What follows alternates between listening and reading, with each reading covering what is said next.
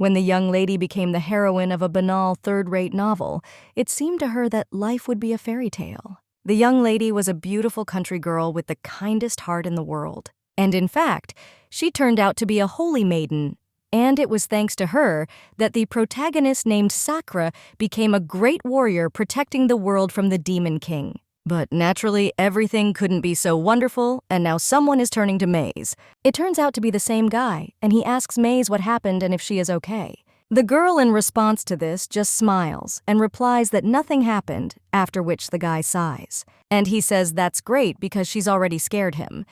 This young man named Seeker is the main character of this novel. He is currently the young lady's boyfriend and will later become a warrior. A future hero who loves her, and she even has the magnificent title of the girlfriend of a great warrior. Therefore, the young lady thought that her life would be wonderful if she just continued living. But life was never simple. When the name of the warrior became more and more famous, they began to kidnap her. Persecution, intimidation, and all kinds of crimes were carried out quite often, and the young lady could only wait for the warrior to appear so that he could save her. But looking at how Sakura flirted with other girls, the young lady realized that not everyone can become a heroine. According to the original story, she was supposed to be kidnapped today, and now the young lady turns to Sakura and says that she needs to tell him something. The guy then asks what it is and claims that the girl can tell anything because he will do anything for her. The young lady understands that being a fake heroine, she tried to stick to the original story. And according to her, today is the day when she will first kiss Seeker, who saves her after being kidnapped. But now the young lady with a sparkling smile invites him to leave and understands that this farewell was more effective than the first kiss. A little time later, the girl already tears some kind of note from the door, and you understand that it is again from Seeker. The young lady understands that the main character of the novel was a weak-willed, good-natured woman, but she is different. And as the main character, she doesn't want to be exposed to all sorts of crimes. On the contrary, she dreams of a happy life with a man who will love only her. And for this, the girl understands that she must first get rid of Sakura, because then she will not have to play the role of a saint, so this is a crime for good. The young lady also remembers the guy's tear-stained face and how he talked about getting better. But still, she shakes her head and thinks that she will not give in to persuasion, and she is still a little scared that everything is not going according to the plot of the story. But if she just says a word that she is a saint, then she will not see a normal life. At this time, someone comes into the shop and asks if Maze has finished her work, after which the man claims that she is working hard as always. The young lady then greets the manager and states that she had a lot of free time, so she got everything done earlier, after which she asks if there is anything else she needs help with. The man claims that a decryption job has recently appeared and asks if she wants to try, after which the girl agrees, and she herself understands that since she broke up with Seeker, her life has become much calmer, and now she should focus on making money and also stop fooling around. After all, she is not going to marry Sakura unlike Maze from the novel. The girl then understands that this life belongs only to her. When the young lady is about to go somewhere, the man turns to her and says that Maze always does a good job. So he is worried, but the employer also says that she must meet the deadline, after which the little girl says that of course she will deliver everything on time. And then she goes outside and realizes that she received her salary today and is wondering if she should treat herself a little. In recent days, the girl has only eaten barley bread, and it seems as if her stomach has already become stale from it, so the young lady thinks it would be a good idea to buy some soft white bread for a change. But then the girl notices someone and immediately understands that this is Miss Becca, and if she notices someone, she will be on the ears for an hour. Therefore, the young lady walks around her with light movements and understands that she is being considered. But suddenly the girl also sees her ex, who is barely dragging himself, and thinks, why the hell did he come out the other side? The young lady realizes that the woman who won't shut up is in front of her and her ex is behind her. So who would have thought that she would be faced with such a terrible dilemma? The young lady thinks how lucky she is today in a bad way. After which she finally turns to the woman and realizes that a closed mouth is better than a grief-stricken lover. The girl also says that Miss Becca is getting prettier every day and asks where she comes from. The woman then asks if the little girl knows her little cousin because her name is Lizina, And the young lady answers that of course she does, but in fact she doesn't know a damn thing. The woman continues to talk about her own business, and the young lady realizes that she did not expect that her experience in the service sector would be useful in this world. Miss says that the time has come for her cousin to get married, and now he is looking for a suitable candidate. This guy is about the same age as Maze, and in addition, he is good-looking and well-mannered. She also works as a civil servant, and the little girl then says that it's understandable. The woman asks if Maze is going to get married in the near future, and the little girl then answers yes without thinking about it and thinks about what she said. The woman claims that Maze and Sacre look so happy, but she couldn't ask about it before. But since she's done with him now, the woman asks if he's really not a very reliable guy. The young lady then thinks whether it's really normal for this lady to throw mud at someone's ex like this, and the woman just continues and says that this guy is not even handsome at all. The young lady thinks that her ex is the main character of a typical fantasy novel, and he would be left with nothing if he was stripped of his warrior rank, and she knew that this guy's reputation was not high. Well, now she claims that she is very sorry that they finally broke up with Sacre. The girl says that the guy is a good person, but she herself thinks that it is a little absurd that she is still trying to be like Maze, although she has already refused the title of the main character. Well, she understands that in order to live a normal life, she needs to avoid a happy ending. One day, the whole world will know about the guy, and since the guy has already managed to flirt with a bunch of ladies besides her, she suspects that he will start dating the princess because she is the next heroine in line. The woman then says that the girl will be lonely forever, and if she has no feelings left for Sacre, then it is in her own interest to get married as soon as possible. The main character then says that everything is fine, and she herself thinks how she wants to express everything to this woman. Milady only tells the girl to listen and not think that she is trying to burden her somehow. Just let her meet this guy once, but the young lady thanks her for her concern and still refuses, claiming that she cannot give an answer right now. Well, suddenly, the woman seems to be struck by something, and she immediately turns around. After which she claims that it's time for her, and she also says that Maze is like my own daughter, so let her think about this carefully. And the girl then says goodbye to her, a little surprised. And when she turns around, she realizes that she had completely forgotten that Sacre was walking towards them from behind. The date-time guy turns to Maze, and the girl turns to him a little surprised. However, he only laughs awkwardly as if feeling guilty, and the girl then curses Miss Becca in shock, because she walked away, leaving her alone with her ex. At this time, someone is around the corner and slams his book. This guy says with a grin that he's getting more and more interesting. The young lady is thinking about how to describe all the awkwardness that she clears off if she meets her former feelings to whom she has not yet cooled down. Well, the young lady then thinks about how I should answer now, after which he is only greeted with the guy. But then silence falls between them, and the young lady decides to break it. She smiles and asks, "What's the matter?" My boyfriend asks what she just talked about with Miss Becca, and is it really about a new man? The young lady then wonders if he really heard everything.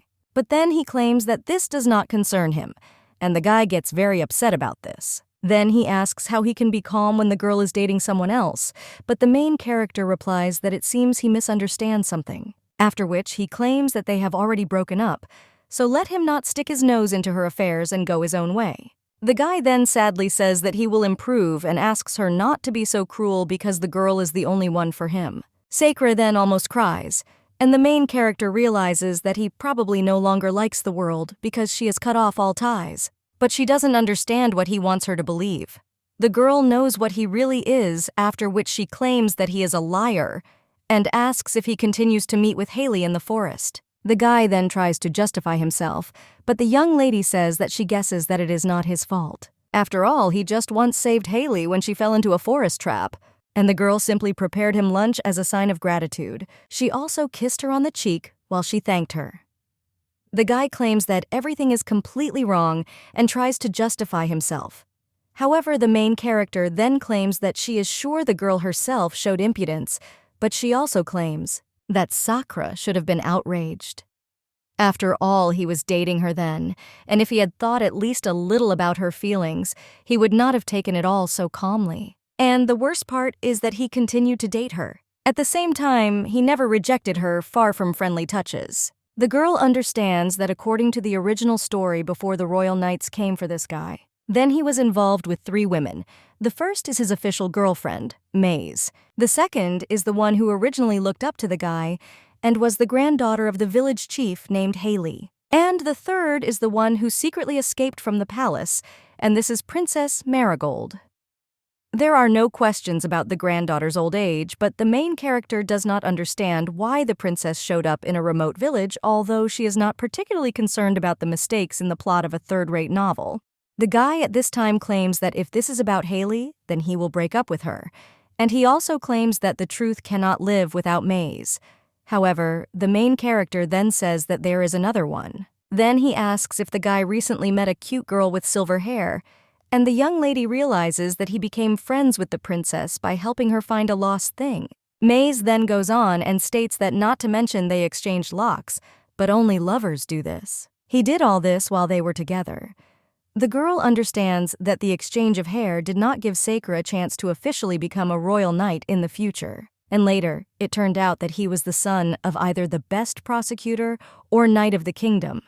The guy is now screaming for Maze to wait, because he can explain everything. Well, the girl says that it's not necessary and she doesn't want to hear anything, after which she asks what's the point because they've already broken up. Well, the guy then only claims that she is only saying all this because she still loves him, and the girl is jealous because she still has feelings for him, but the main character then says that she is not jealous and is just tired. After which the young man begins to cry and asks how Maze could change so easily because they were happy together. The young lady realizes that there were times when she tried to correct Sakura, but in the end, through trial and error, she realized that it is impossible to change a person. Therefore, while the events follow the plot of the novel, Sakura will make the same mistakes again and again, and the merciful Maze will continue to forgive everything, but the girl understands that she does not want such a life, after which she claims that she really thought that she was happy and hoped that it would always be this way, but unfortunately, this is not the case. And the young lady claims that she can no longer trust in his heart, and also, to be honest, she no longer loves him. The girl remembers how in a past life she was hit by a truck and realizes that she was short-lived. It was only after losing consciousness that the young lady realized how valuable 25-year-old Yoon Soo-ah's ordinary life with her family and friends was. She needed a person who would fill the emptiness in her heart, because what she lost could not be replaced by anything in this world. Well, she only met a guy with the title of Great Warrior, and the girl realizes that he didn't even notice the rope marks after the last kidnapping. So now the young lady turns to Seeker and says that one day he will become a great man. Many will love him and follow him, but the girl claims that she does not want to be one of them. The young lady remembers her family and friends, and with tears in her eyes, she can almost hear them calling her. Therefore now the young lady claims that she wants to meet a man who will love only her. Therefore he simply asks to break up. Now one of the girls asks if they really broke up, and Maze replies that yes, and she is no longer dating Sayer. The other girl then asks what about him and if he has sorted out his feelings. After all, there is a rumor going around the area that Sakura hangs around in front of Maze's house like a lost dog.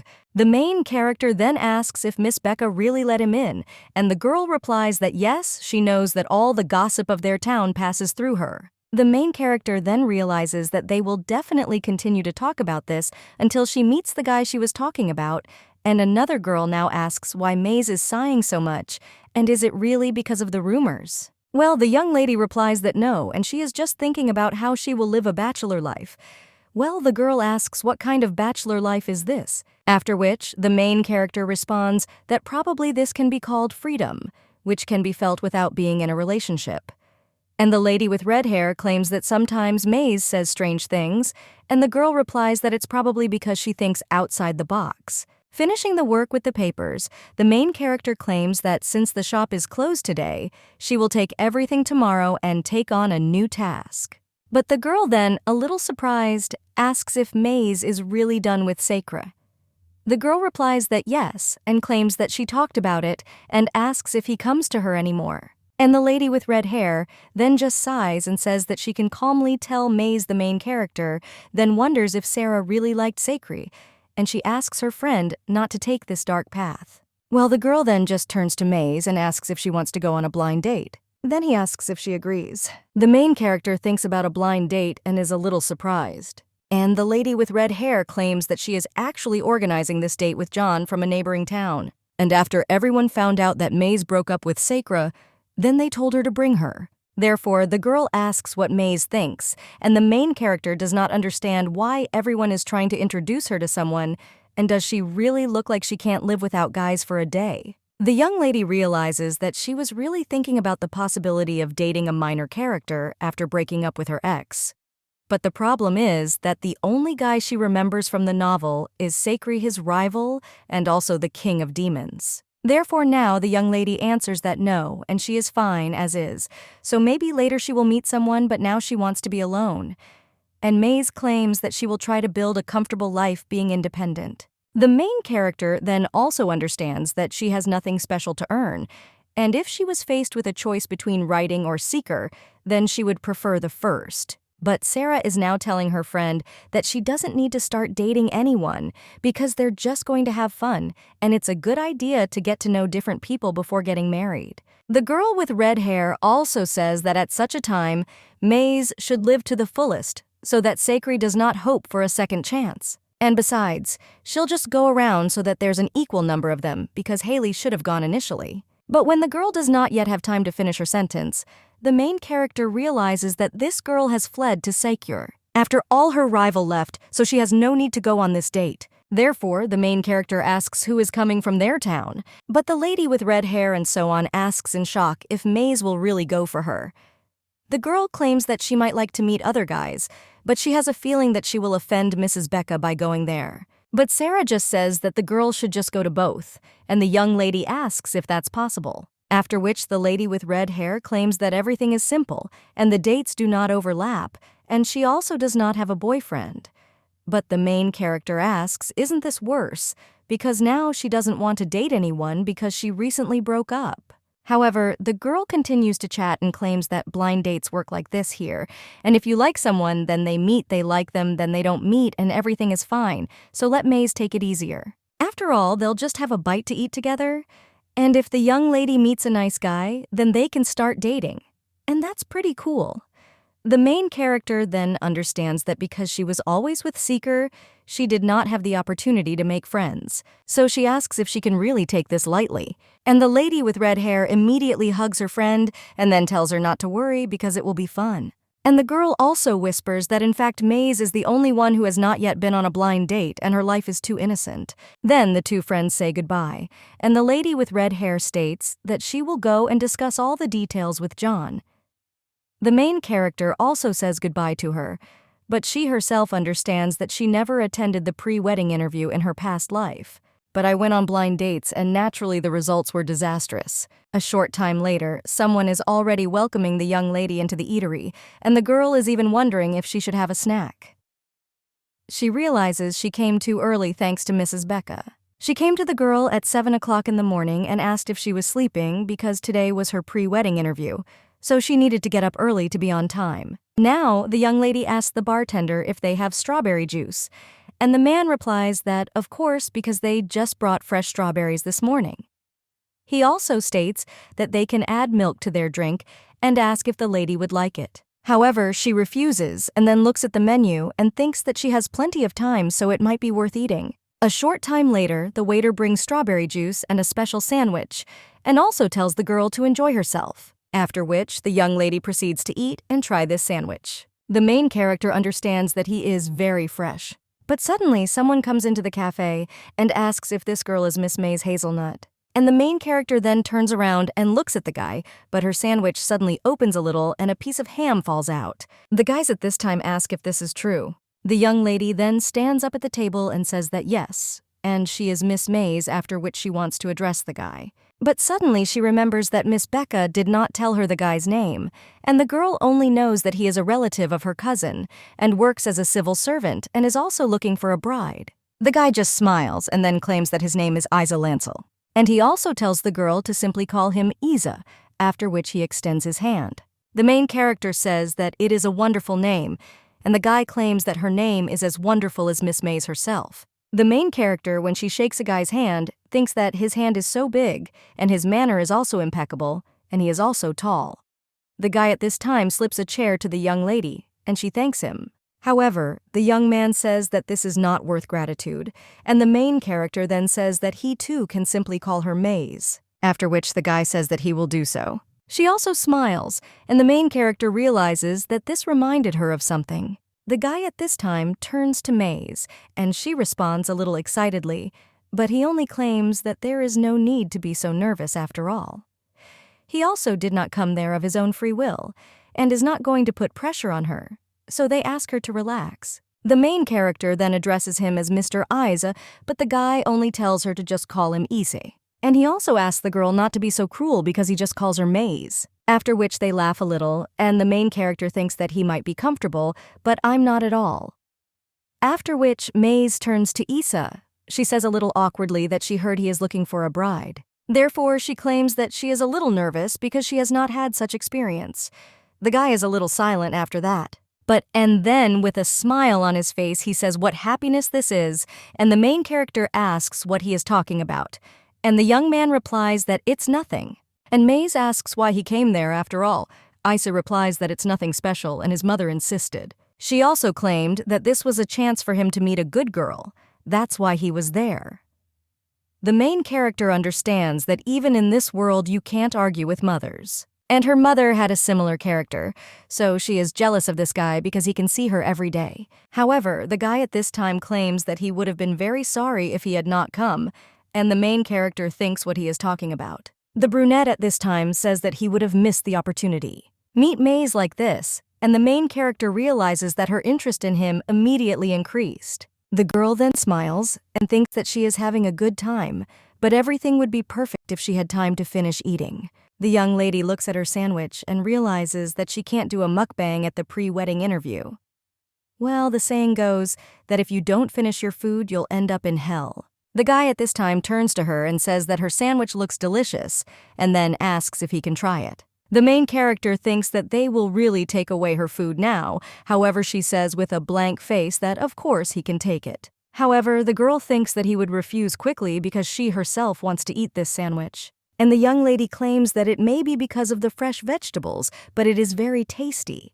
Parisa replies that this is the best sandwich he has tried in a long time, and the young lady's interest in him immediately drops. At this time, the guy turns to the waiter and asks if he can have a cup of lemon coffee. He also turns to Maze and asks if she wants anything else, but the girl replies that she does not, and claims that she is full. But this turns out to be a blatant lie. The guy then gets up from his seat and turns to the waiter and asks if he can add 2 more sandwiches to the order, to which the waiter responds well and goes to inform about the order. The main character is wondering whether this guy came for a picnic or for a pre-wedding interview. The young man asks if they can cut one of them into small pieces.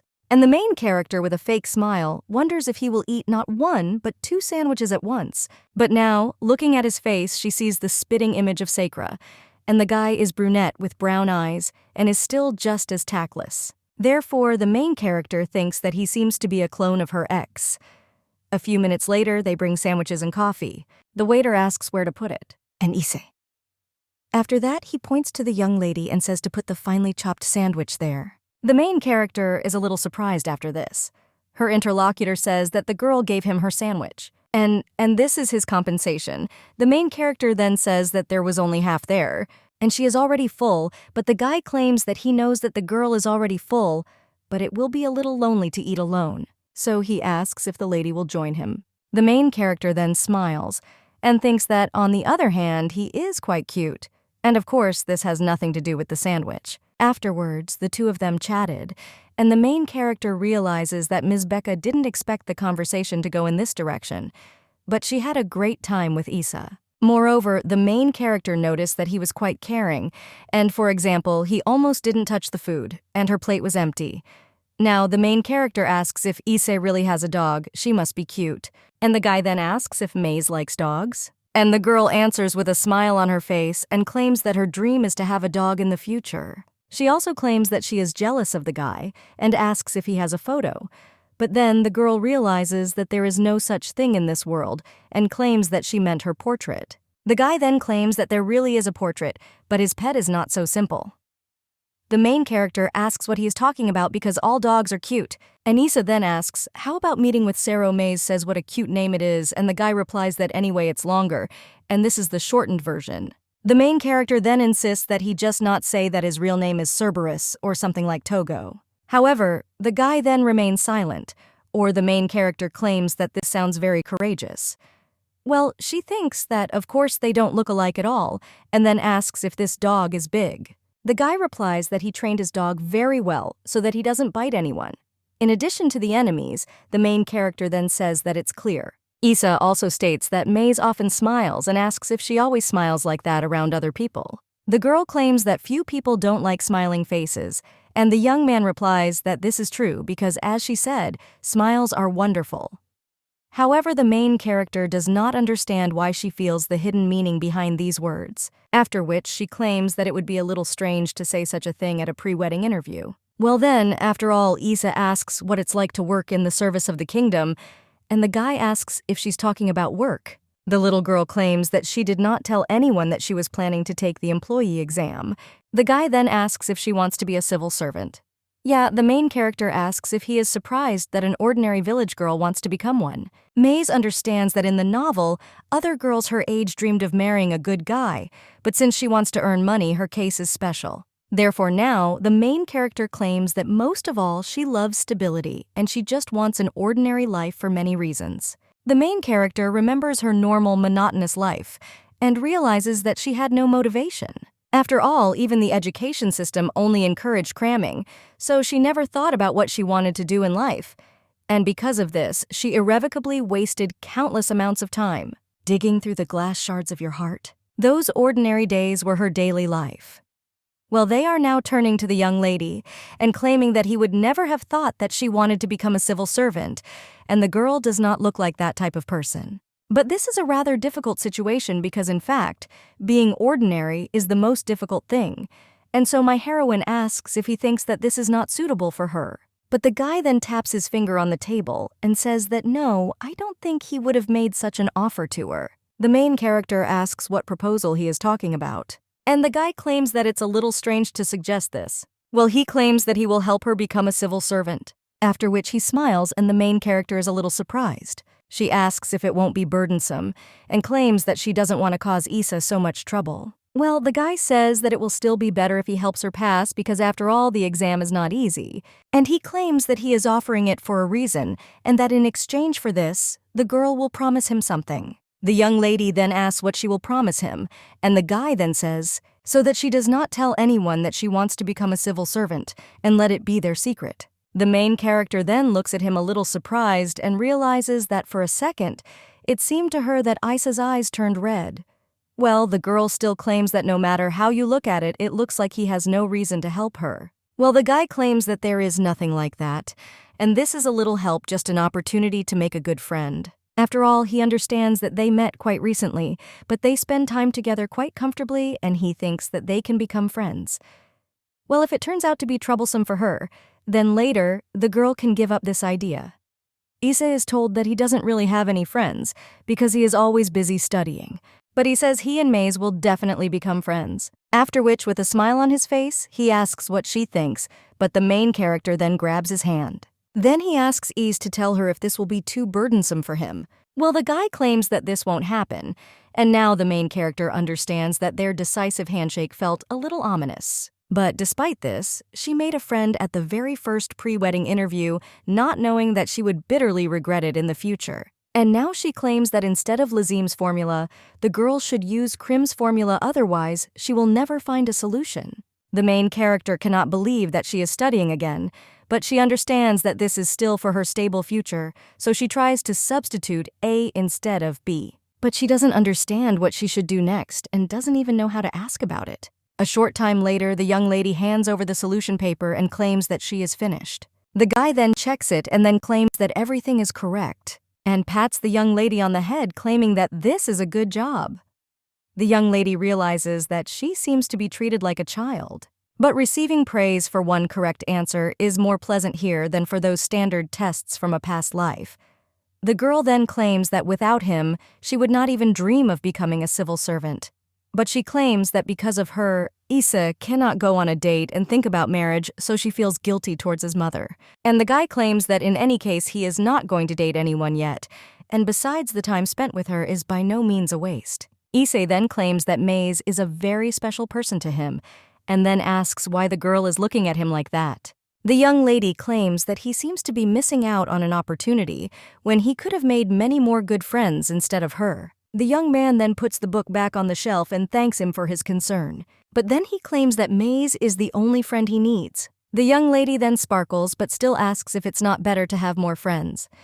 The girl understands that at first, Issa's sudden touch surprised her, but given his pretty face, she lets him get away with everything. But in the end, he just strokes her head and nothing more, so that everything will be fine. So now the main characters say that, of course he doesn't have to get too close to everyone. Isa claims that a young lady should have many friends, and the girl replies that she does not have many close friends, but lately they have been meeting more often and are gradually getting closer. The girl also understands that one of the advantages of breaking up with Seikre is a wider circle of friends, and now she claims that she even promised Sarah that she would come to her party tomorrow. The guy then asks what party she's talking about, but the girl replies that it's nothing special, and she and the girls will go to Sarah's house and eat delicious food and chat all night. She also asks if he knows what people say at night more relaxed, and they will have an evening of revelations in pajamas. A guy when asked if they will be together all night. And the main character is still writing something, and I claim that when he has close friends, she advises him to try it because it's quite fun. The young man then turns to Maze, or claims that he is embarrassed to ask this while she is so immersed in her studies but wanted to know. The young lady then says that of course, and let him not be shy because she is always happy to answer his questions. And the guy then asks how her friends usually address her, and the girl claims that they usually call each other simply by name. And they don't use honorifics. But then the girl realizes that she said about a very respectful prefix to the name. The guy then says that they still use honorifics and say that people become closer if they don't use them. Therefore, he claims that he wants to be more informal and get closer to her in many ways. But the young lady then, a little surprised, asks if he wants her to address him informally, and this is a little unusual, but after a while they will get used to it. That is, they will try to get used to it, and the girl is already trying to speak a little more informally. The brunette then turns to Maze and repeats her name several times. He does not use any suffixes, and it sounds like they are close. Young lady watching him stroke her hair. She asks why Issa is calling her, but the guy claims that this is so that she gets used to it faster. But as the girl said, the more often he says her name, the more familiar he becomes. The main character then smiles. She thinks that if he really wants to get used to it quickly, then let him just address him without honorifics. They repeat her name. But the girl understands that he looks so happy that everything is fine. After which the young lady turns to Issa and asks if they will have dinner together later. The girl understands that it is much better to eat with someone, and a little time later they already find themselves in the same restaurant. The guy then asks Maze if it tastes good, and the girl replies that it's excellent because it seems like it's the best thing she's ever tasted. And looking at her steak, the girl thinks how they cooked it so that it just melts in her mouth. The main character then asks if Issa won't again he claims that he won't sneak food into her, so let the girl eat more slowly, and the main characters don't think if she had money she would just buy this restaurant. The guy claims that he prefers to watch her eat. And the main character, scooping up one of the dishes, thinks that she really would like to live elegantly. After which, the main character asks Issei if he thinks that the chef is married. The guy then, a little surprised, asks why the chef and the girl claims that the food is delicious, and she wants to propose to the chef. At this time, the young man hands Maze his old man and tells her to eat it too, and the girl claims that if she marries the boss, she will be able to eat like this forever. Issa then asks if she really wants to confess to him, and the young lady then says that she is joking, after which she takes one of the pieces of flock and says that the guy cut it but did not eat a single piece and thanks him. The young lady claims that on the other hand, if a person cooks well, then she could, but then Maze notices that her interlocutor is a little upset and then immediately falls silent. After which the young lady with a smile on her face says that it's just a joke, and it's not so simple.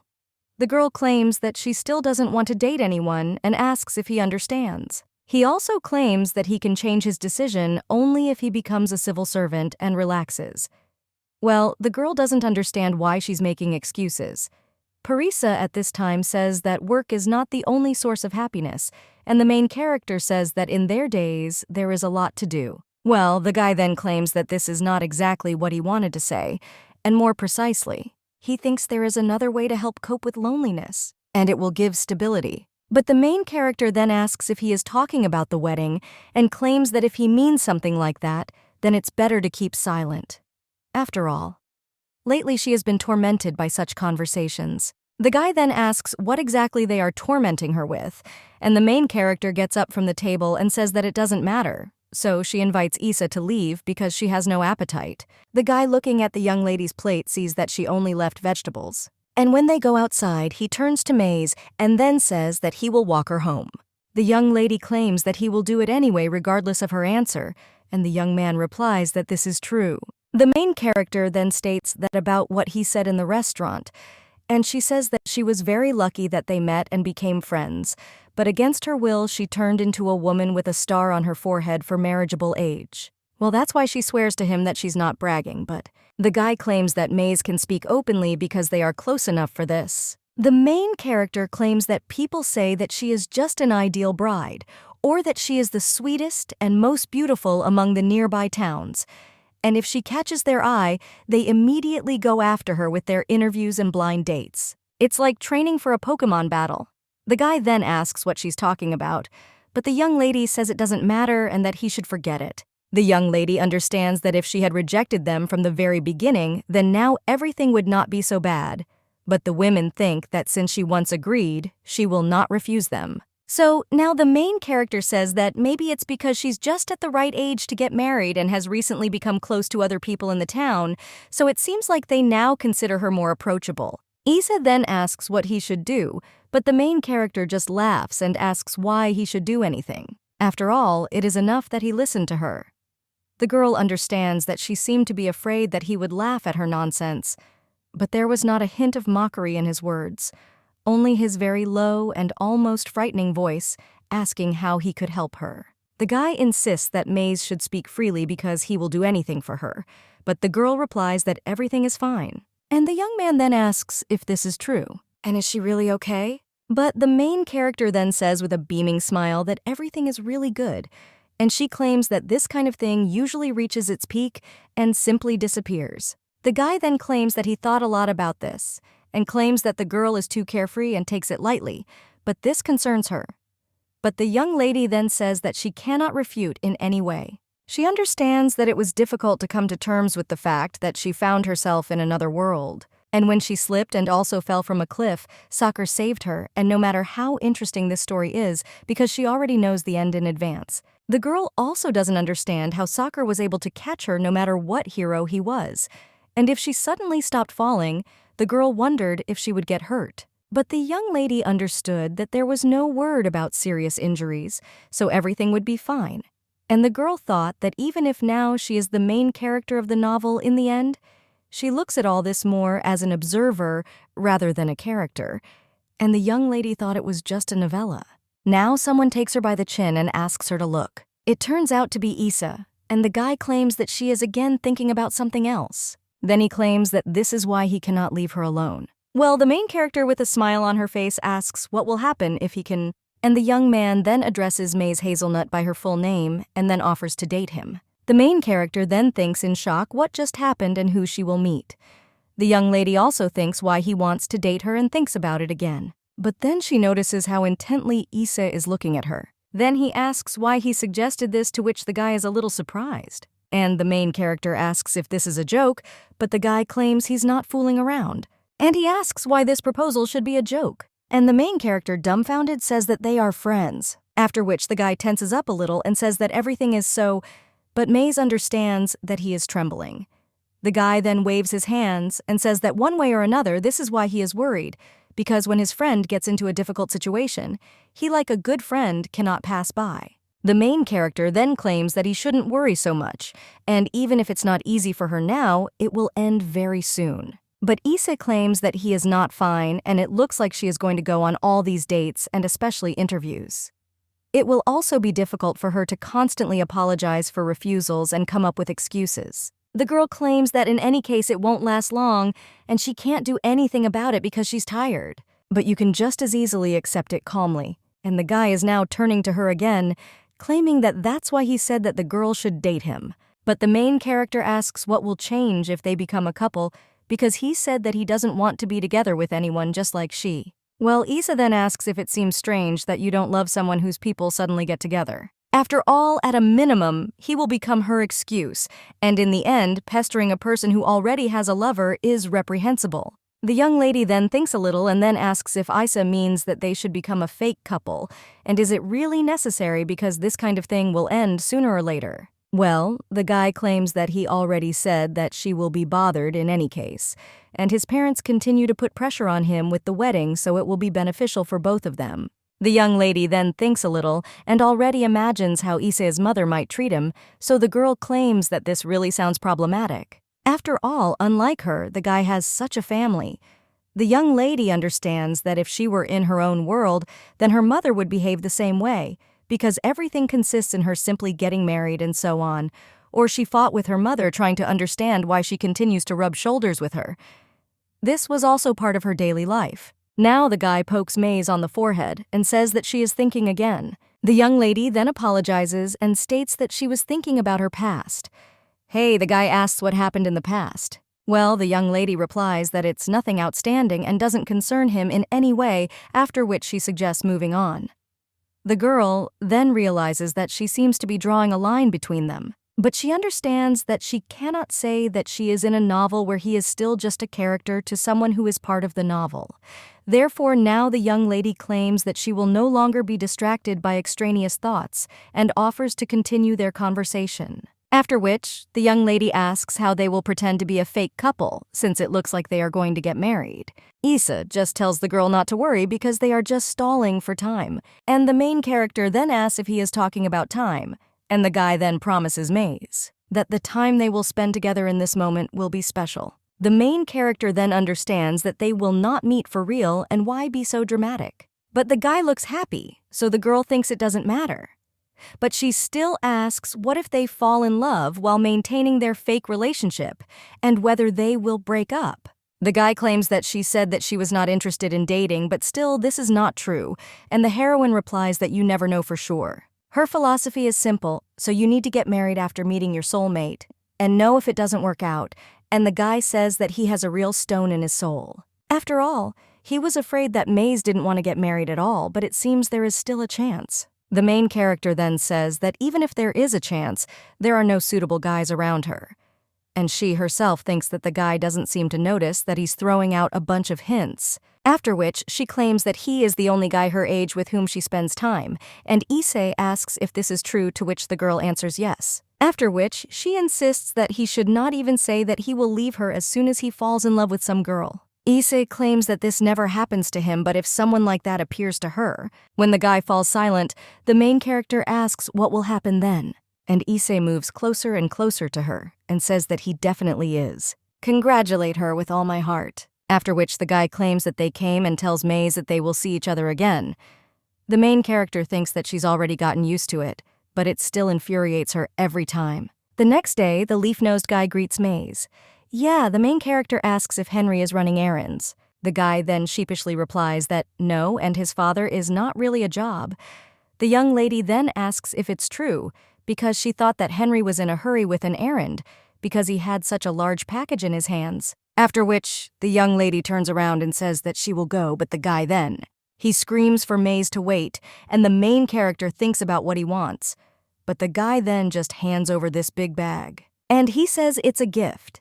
The main character then, crouched in pain, thinks that this is so damn painful, and after all, she diligently created the image of the kind-hearted Maze, but everything is not like that at all. And if there is such a gift again, then Maze's fragile body simply won't be able to withstand it.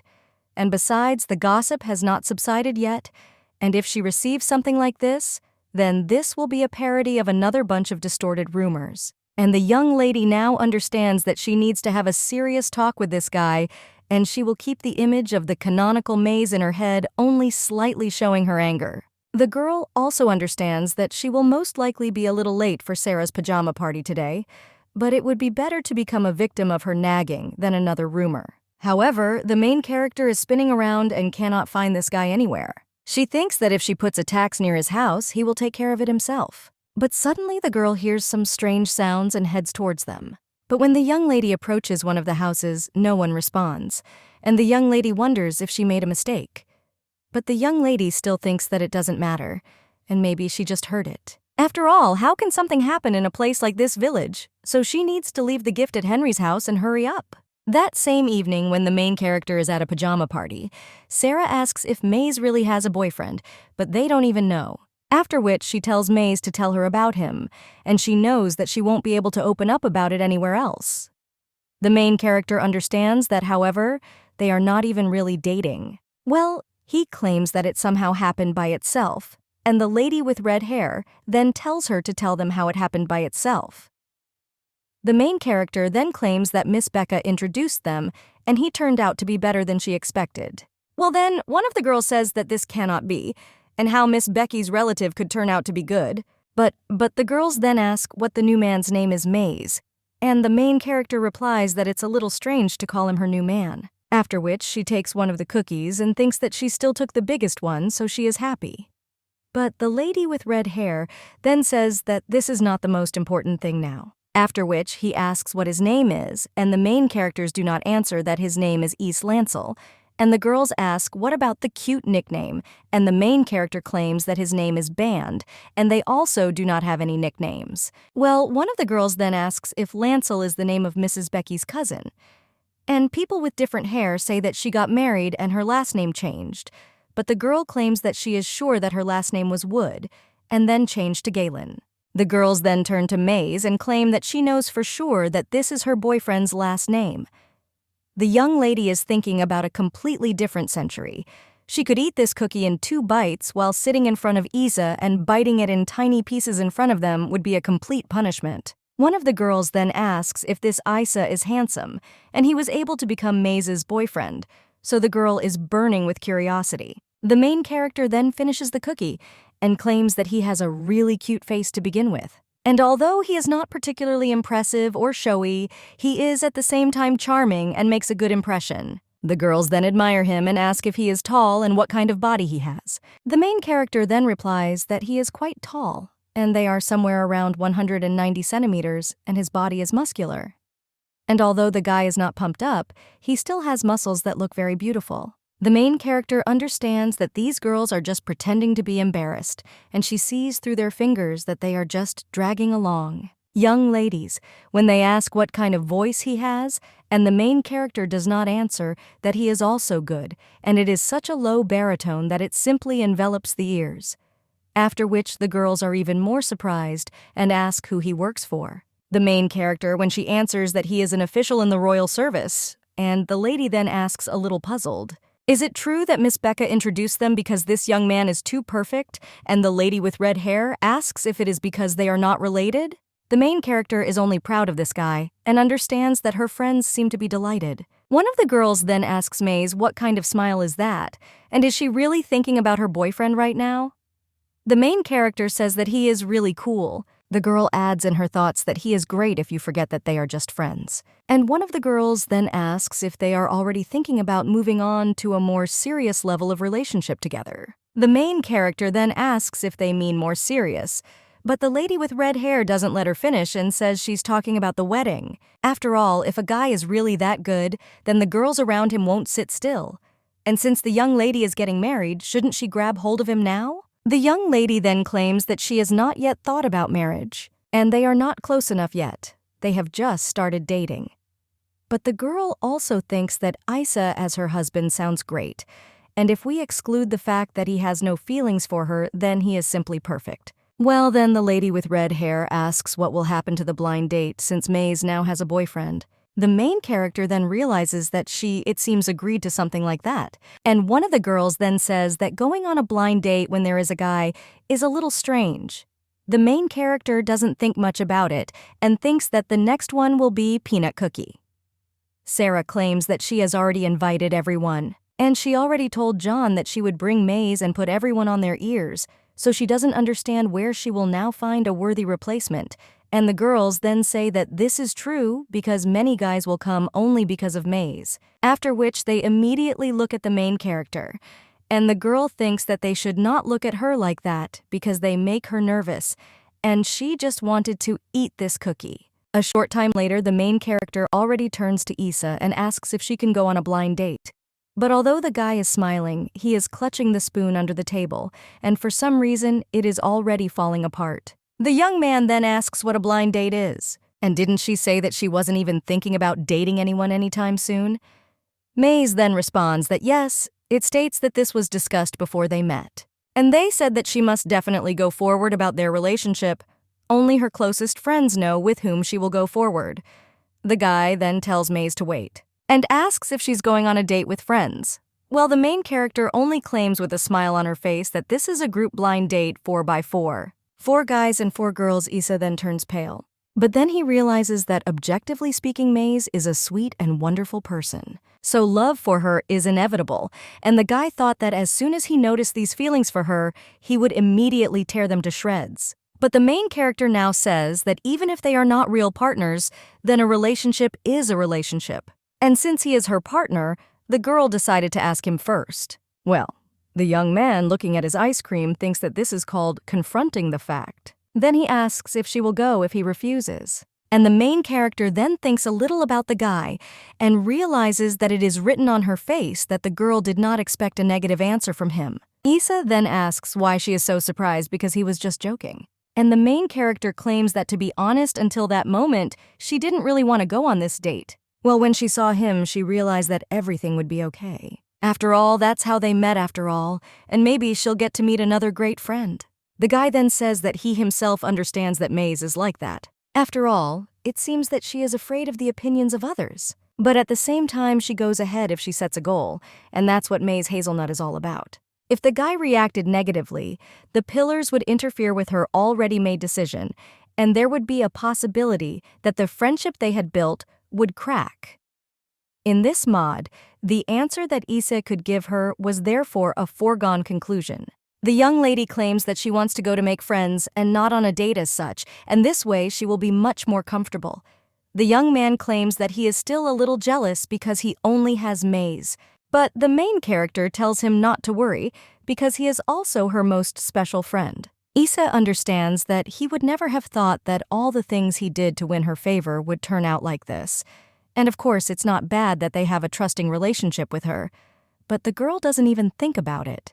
Will he remain undercover or act to further his personal interests? The main character now turns to the guy and says that if he is not going to eat the frostbitten ones, then he will give them to her. Issa tells her to share a piece of hers with him, and then he will give only as much as she wants. The young lady then says that he doesn't like sweets, and the young man claims that he was curious what it tasted like. After all, the girl eats it with such pleasure, and the young lady then says that nothing can be done. Then he holds out a spoon of ice cream and asks if it's tasty. The young lady is waiting for an answer, and after the guy licks his lips, he asks if he wants another piece. The young man already understands that Maze is such a beautiful creature, as if created from rose petals. And the young lady at this time claims that its bitter aftertaste complements the sweetness and creates an even more complex taste. Issa felt so unhappy that she felt described and wanted only one person, Maze Hazelnut.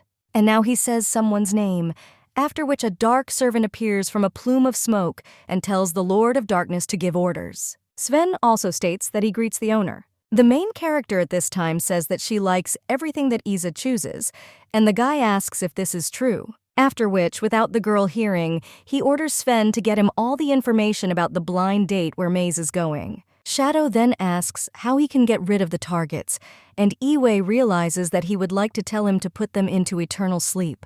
At this time, he touches Maze's face and says that she has something there. The young lady states that she usually wipes everything down after eating. And at this time, the guy tells his servant that if he does, this Maze will be horrified, so they need to do everything quietly. After which the servant leaves, and Issa claims that the food there is quite tasty. So he asks if Maze wants another piece. The girl then says that the food there is just to die for and not very sweet, so she decided that he would like it. A short time later, the main character already finds herself on this blind date, and someone asks if she really is Maze Hazelnut. Lady with red hair then tells John not to be rude, and the guy apologizes and claims that he was probably worried because she was popular. The main character then thinks that Maze may be cute, but she's not. And Sarah at this time claims that she hopes the guy whom John will bring a good match today. The guy replies that of course he carefully selected them, and in addition he already knows that the girl is in a relationship. And the lady with red hair then asks if he really already knows. The caller replies that naturally he is also one of the organizers, and the other guys have no idea, but to be honest, they are going there just to get to know each other, so there is nothing to worry about. The young lady then thinks what a relief it is now she can relax. Maybe she can meet more good people like Issa. But the young lady then remembers this brunette and how he claimed that he was a little jealous because he only has Maze. But the girl thinks that if she gets too close to other guys, he might get jealous, and 2 weeks have already passed since their last meeting, so she gets bored. A little later, the rest of the guys already arrive there, and the main character realizes that she needs to prepare her signature smile. But when she sees one of the guys, she immediately admires him. After all, he is very handsome, and the young lady thinks that handsome men are really the best.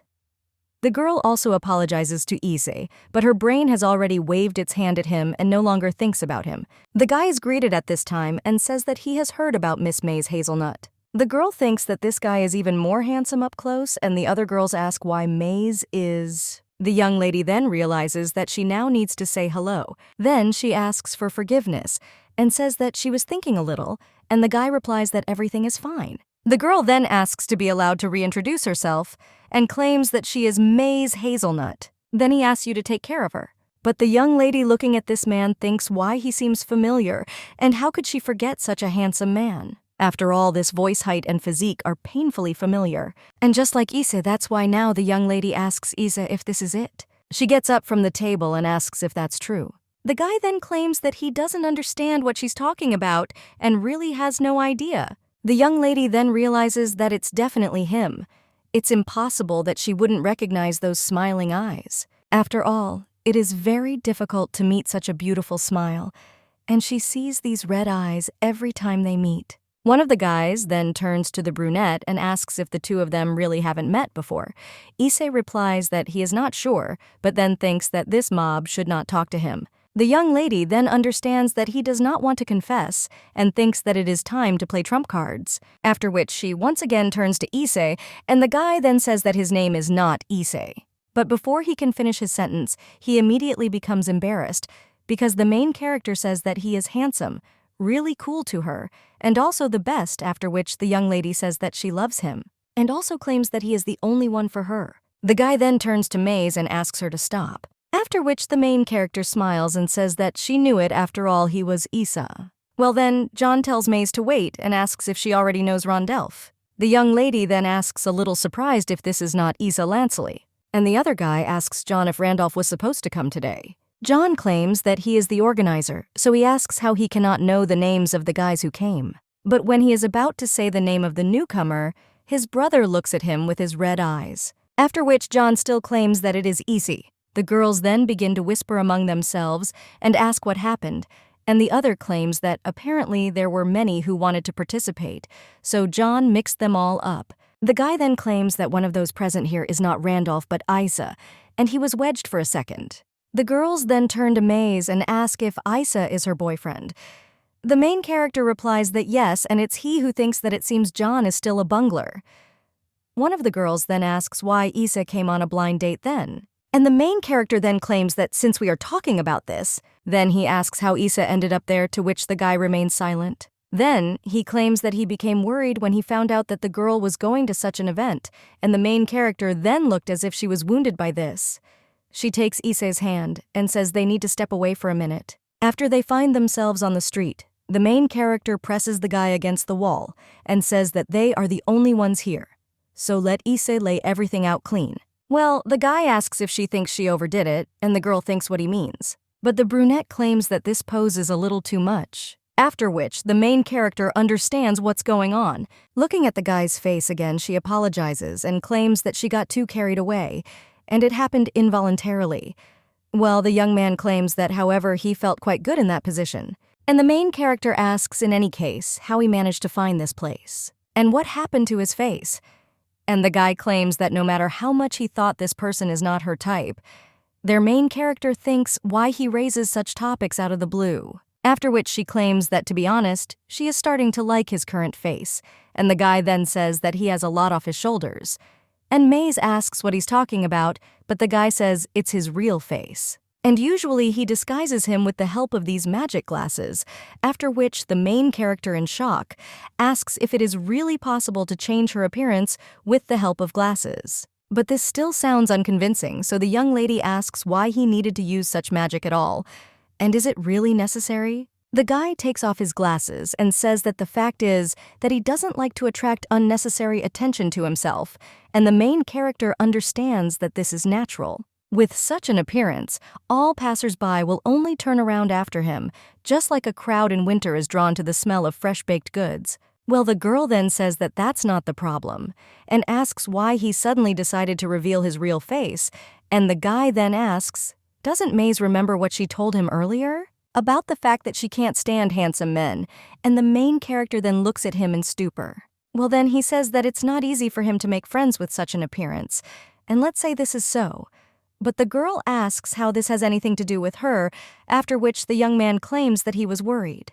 And if he had known that she would react in this way, he would not have hidden using magic. The main character then asks if this really means that without this magical thing, his face. And in her thoughts, she adds that it is damn beautiful, and she thought that the red eyes would stand out a little, but his eyes shine like rubies. The young lady then asks how he ended up at the meeting, because as far as she remembers, the guy said that he had no friends. Besides her, the young man claims that he was just worried. To which the main character replies that she won't fall into eternal sleep. She just went on one date, so she asks why he's worried. And the young man claims that this is precisely the problem, because he cannot pretend that he does not care that she goes to such meetings. And the girl then says that he does this despite the fact that he wished her a good time. And due to such words spoken to Issa, who seemed to hate blind dates and everything like that, from that moment on she gradually began to feel something for him, and this feeling was slightly different from ordinary friendship. As a result, he forbade her to go on a blind date, and the girl would have to hide these feelings. The guy claimed that at that time he really didn't want to be hated by her. And the young lady with a smile on her face asked why she should hate Issa, and didn't she say that he was special? After accepting the reality of what was happening, the main character only showed her real self twice. And this is when she told Seikru that she wanted to break up, and all the time she spent with Issei. Therefore, the girl understands that she is a non-entity and a villain who stole the real Maze. But these kind people who are dear to her have thoughts that Maze might return, and they pursue her along with feelings of guilt and fear. It's possible. One day her existence will cease, and the main character understands that this is why every moment spent with Issa is special for her. The guy now asks Maze what she will do if he says that he likes her. And the main character then replies that everything is fine because she also likes Issa. Well, the guy then claims that he likes him differently from her, and the girl asks in what sense. He repeats once again that he likes Maze Hazelnut, and the girl replies that she knows, and then asks if she didn't just say the same thing. And it's true because she really likes Issa. As a friend, the main character then thinks that she was only supposed to show her bright side, but still, even though she knows the future of this world. But without any details, except about the main characters, which is why it is still an ordinary observer and a stranger. And tired of the life of the protagonist, the girl began to be afraid of even just meeting someone and then losing her. The guy claims that he thought he could control himself, but since the young lady is always on guard, he wanted to approach her slowly and carefully as much as he could because he didn't want her to hate him. Well, now he claims that the girl always exceeds all his expectations. The young lady then looks into his blood-red eyes, and the guy at this time asks Maze not to make such an expression if he doesn't want his patience to come to an end.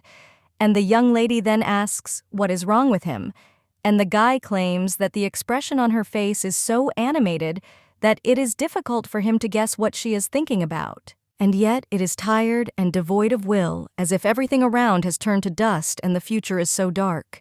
The main character then understands with goosebumps that she seemed to hide it well, but the girl still doesn't understand how the hell he found out. The guy is stroking her hair at this time, after which he claims that he likes Maze Hazelnut. The girl claims that she will gladly be his friend since he is him, and then they convince Issa that she will always wait for her, until she provokes him. So he tells the girl to never make that expression in front of him again. Then he kisses her on the wrist. And he says that unless she wants to know the difference between what he likes and what she likes. The next morning, the young lady wakes up and wonders if she really received a confession from Issa yesterday. She feels like some parts were too vague to be considered a real confession. Well, the girl then thinks, does this mean that they are still friends? However, this still means that she can no longer treat him the same way as before. And the young lady then turns around on the bed, claiming that she doesn't know. Well then, the young lady's hair gets tangled in the bed and she pulls it, and then thinks that she would have already cut the damn hair shorter if it hadn't ruined Maze's image. But nevertheless, caring for them is quite simple, so the girl understands that most likely she would not have done this. But she also thinks that maybe Issa touches them so often because they are long. And after all, the young lady has been thinking about him for quite a long time, so the girl understands that she needs to occupy herself with something to dilute her mood. And all the time, near the jars of cosmetics, she understands that it is worth assessing the condition of her skin and revitalizing it with the help of moisturizing. And since there is no eyebrow pencil in this world, then just lightly fix them. Then the young lady's eyes fall on one of the red lipsticks, and the girl realizes that she doesn't wear that red lipstick as often as she bought it on a whim. And holding out a brush with red liquid to her lips, the girl thinks whether it's worth trying. But then, someone from the street screams whether Maze is at home, and the girl's hand then shakes. And when she looks in the mirror, she sees that lipstick is smeared all over her face. So she asks to wait a minute, and the girl on the street is a little surprised to hear all the knocking in the room. After this, the main character goes outside and asks what brought Haley there. But the blonde only asks why Maze is taking so long. And the main character replies that she was just washing herself and her hair was still wet. The girl then realizes that Haley absolutely should not get inside, because it's a real mess there. But the lady with blonde hair firstly apologizes for the sudden visit, and claims that she was in such a hurry without even thinking about the fact that Maze might be washing at this time.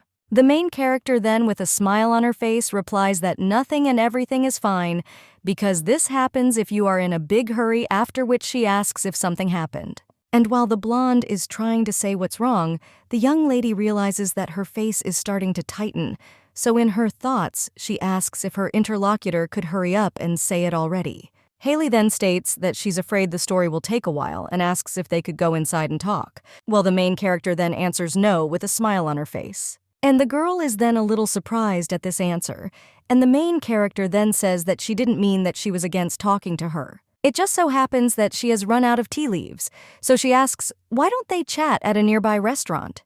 Haley then says that I promise her it's okay, and the main character then claims that, to be honest, she is very hungry, and in her thoughts, she asks her interlocutor to just fall for it. The girl then says that if this is not the case, nothing can be done.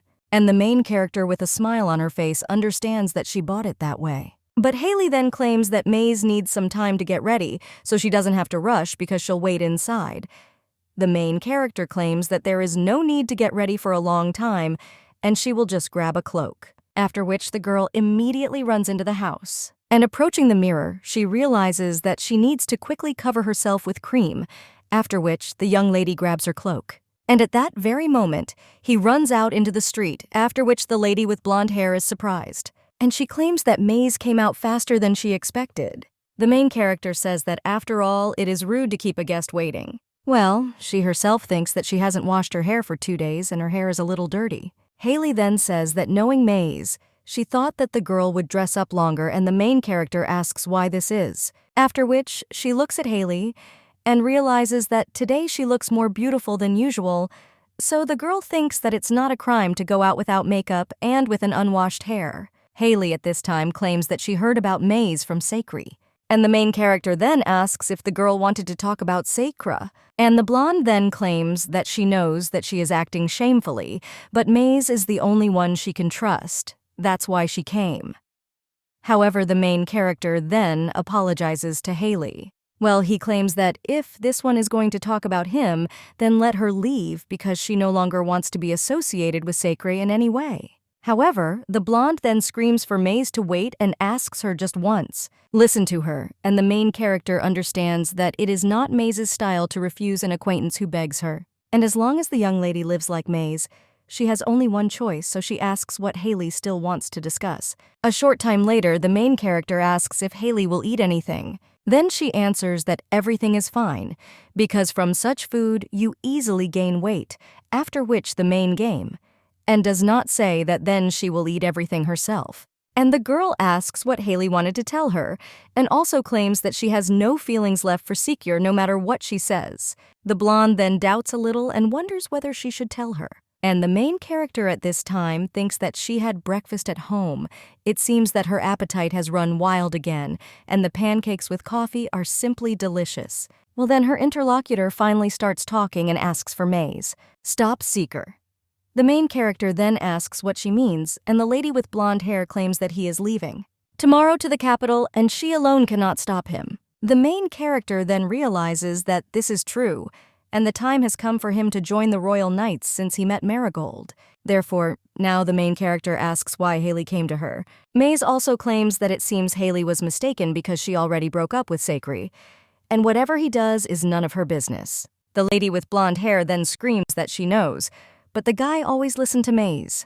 And now Haley tearfully asks Maze to do her a favor and stop him. But the main character apologizes and then claims that this is a rather difficult request. Haley then asks why, and isn't she sad that Sakura is leaving, after which the main game, I don't ask why she should be sad. And her interlocutor then screams whether Maze heard what she said because Sakura is leaving. Moreover, he was accepted into the Royal Knights and will become an important person to whom such village simpletons as they would not even dare to raise a glance. But Maze replies that everything is wrong, and she heard Haley perfectly. And also the girl asks, is it not good that he will soon become a royal knight? Haley then asks in surprise what she is talking about. And Maze just asks a question in response and asks what the girl means when she says he's simpletons like them. The young ladies claim that it is true that she is a country girl. But he asks whether it's possible to look down on her because of this, and the main character claims that she is not going to pay attention to Saker for this reason. And also let Haley not take her for the same as she, because this is just her opinion. The blonde at this time becomes furious and screams out the name Maze Hazelnut. Well, the young lady doesn't seem very concerned about it. After which she moves away from her mug, and she says that everything is true and her name is Maze Hazelnut. Stupid Maze Hazelnut who couldn't even keep her man. And all because Haley was obsessed with him. Therefore, now the main character asks what it was like. And was it pleasant for her to kiss the guy knowing that she and Sakura were still dating? But after their separation, thoughts of possessing him burned her soul. But Maze tells Haley not to worry because she's not going to blame only her. The main character now realizes that she seems to deviate quite a lot from the image of Maze, and Haley is so focused on herself that she shouldn't notice anything. And Maze understands that of course if she gives up, the girl will use this chance for her and Sakri to meet. Therefore, she understands that it is necessary to draw clear boundaries, after which she claims that instead of blaming her, she seduced Sakura.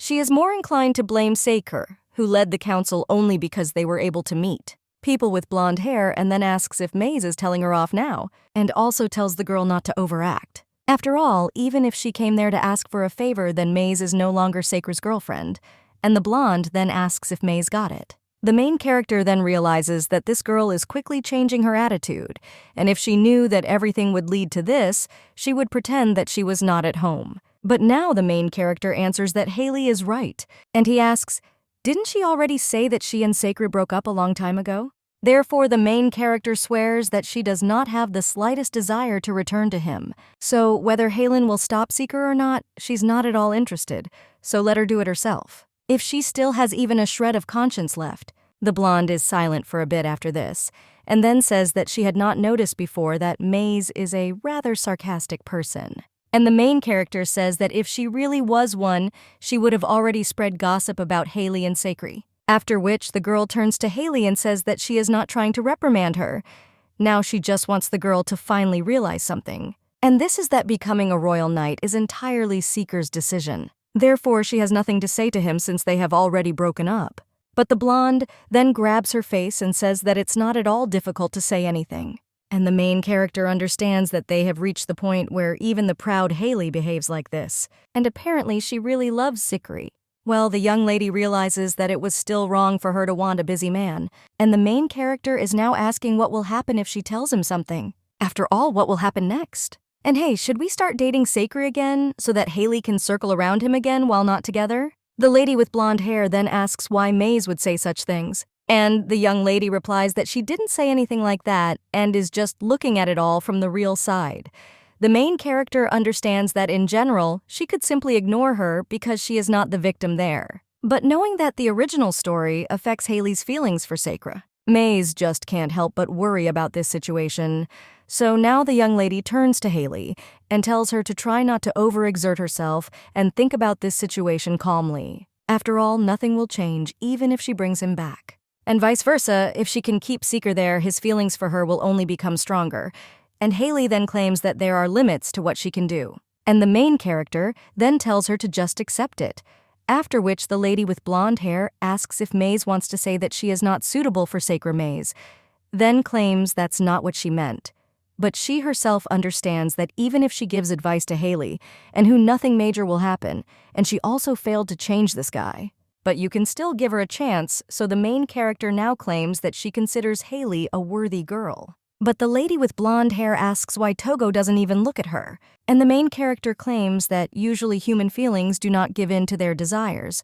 So, let Haley make every effort and try to the end. And Haley then asks if he will look at her in the end if she does this. But the main character replies that if she doesn't answer, she has already said that human feelings do not give in to their desires so easily.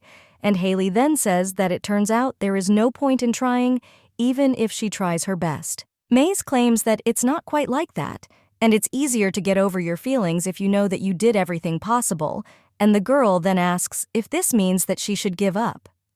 The young lady then replies that giving up is not such a bad thing. It's not bad at all to give up if nothing works out and look for a new love object. And Haley then asks what about Maze, and is her man better than Sakura? The main character understands that the girl's question rather sounded like something true. Can she find someone better, even if it's not Sakura? After which the young lady with a smile on her face replies that of course it is. And a little later, Haley thanks Maze. Then he asks for forgiveness for that incident and says that he will go. The main character is then proud of herself and realizes that it seems she saved an innocent lamb from a harem hell. And Maze sighs and thinks that she's full anyway. So he decides to go wash himself and take a nap. But suddenly she meets an acquaintance and I stop. After all, it turns out to be Issei, and the main character then thinks why he came out like the devil out of a snuff box. At this time, the guy asks how Maze is doing, and the main character thinks that he should not come a step closer to Fly. She has not yet come to her senses. The young man then claims that it seems Maze has lost weight since their last meeting, and the main character thinks that she will die of embarrassment if she continues the conversation. And the guy probably wouldn't say that if he saw what she managed to eat this morning. Well, now the girl only greets Issei. And the young lady also thinks that even though she's been dizzy all week thinking about him, but she couldn't even think about forgetting about meals. At this time, Issa turns to Maze and says that he missed him, but the girl claims that they would still see each other tomorrow, since we agreed to study on this day. The guy then says that he doesn't mean it at all, but without finishing his sentence, he looks at Maze and asks if she's playing dumb. And after that, the main character just looks away. And the guy asks if Maze hates him. However, the girl replies that everything is not so, and rather the problem is that she doesn't hate him. After which the young man comes closer to her and says, that isn't this great. Because if Maze doesn't hate him, that means she can go on a date with him. And the young man asks if this is true, and the main character then says that's exactly why. That she doesn't hate him, Tony can go anywhere with him, because maybe the guy didn't notice. But not much time has passed since she broke up with her previous partner. Well, the young man then asks what the problem is. After all, everything is over if they broke up, and he also hopes that she no longer has feelings for her ex. The young lady is then a little surprised at his smile, and he understands that it's most likely not even a smile because his squint exudes coldness, as if this guy could plunge you into eternal sleep with his gaze. Therefore, the main character claims that there was no trace of feelings left, and they broke up because they were fed up with each other. After which the guy says what a relief it is, because it would become a little dangerous if the girl said that she still had some feelings. And the young lady asks if Isa is a walking natural disaster. The guy then replies that not exactly, but there is a slight resemblance, so Maze should be careful. Whether he becomes a disaster or not is up to her to decide. After which, the main character says that this is very funny and asks if this means that peace and tranquility will come to the whole earth if she agrees to a date. And the guy says it's possible, and if she wishes he could try a peaceful life. The main character then understands that Isa is a good guy, but she still doesn't understand why she's shaking all over.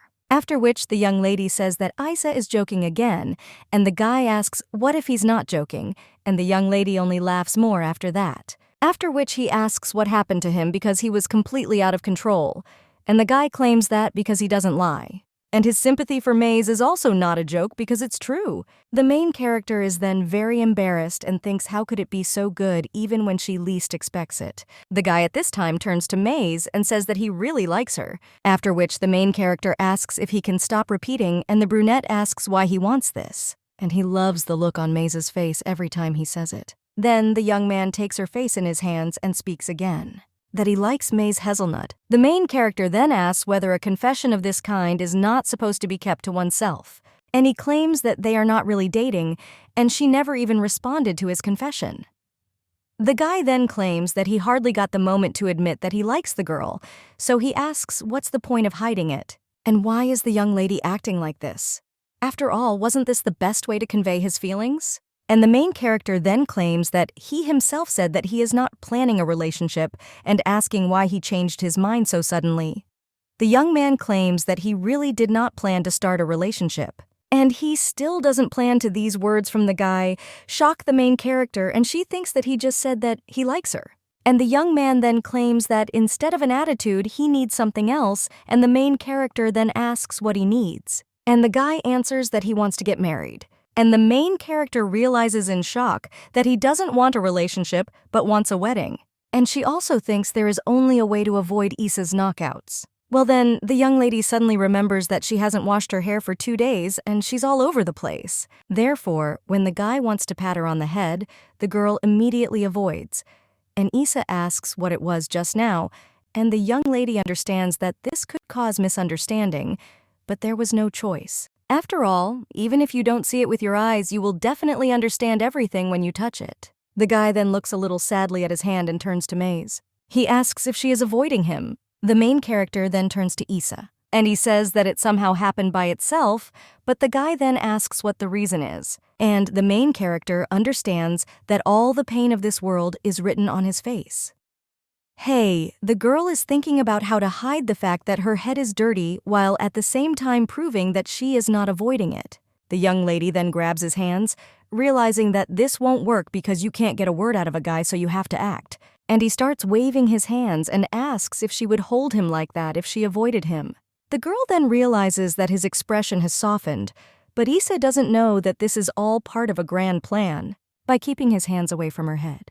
The guy claims that it seems her hostility a second ago came from the very heart. After which, the main character with a smile on her face asks what he is talking about. Is she capable of such a thing? The guy then smiles. Then he takes both her hands in his. The young lady claims that hostility is hostility and asks how it can come from the heart.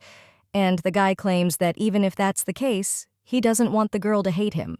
And he also claims that he can sense when her dislike is genuine or feigned. For example, after these words, the young lady asks how it is, for example. And the young man just comes closer to Maze's ear and says that he likes her.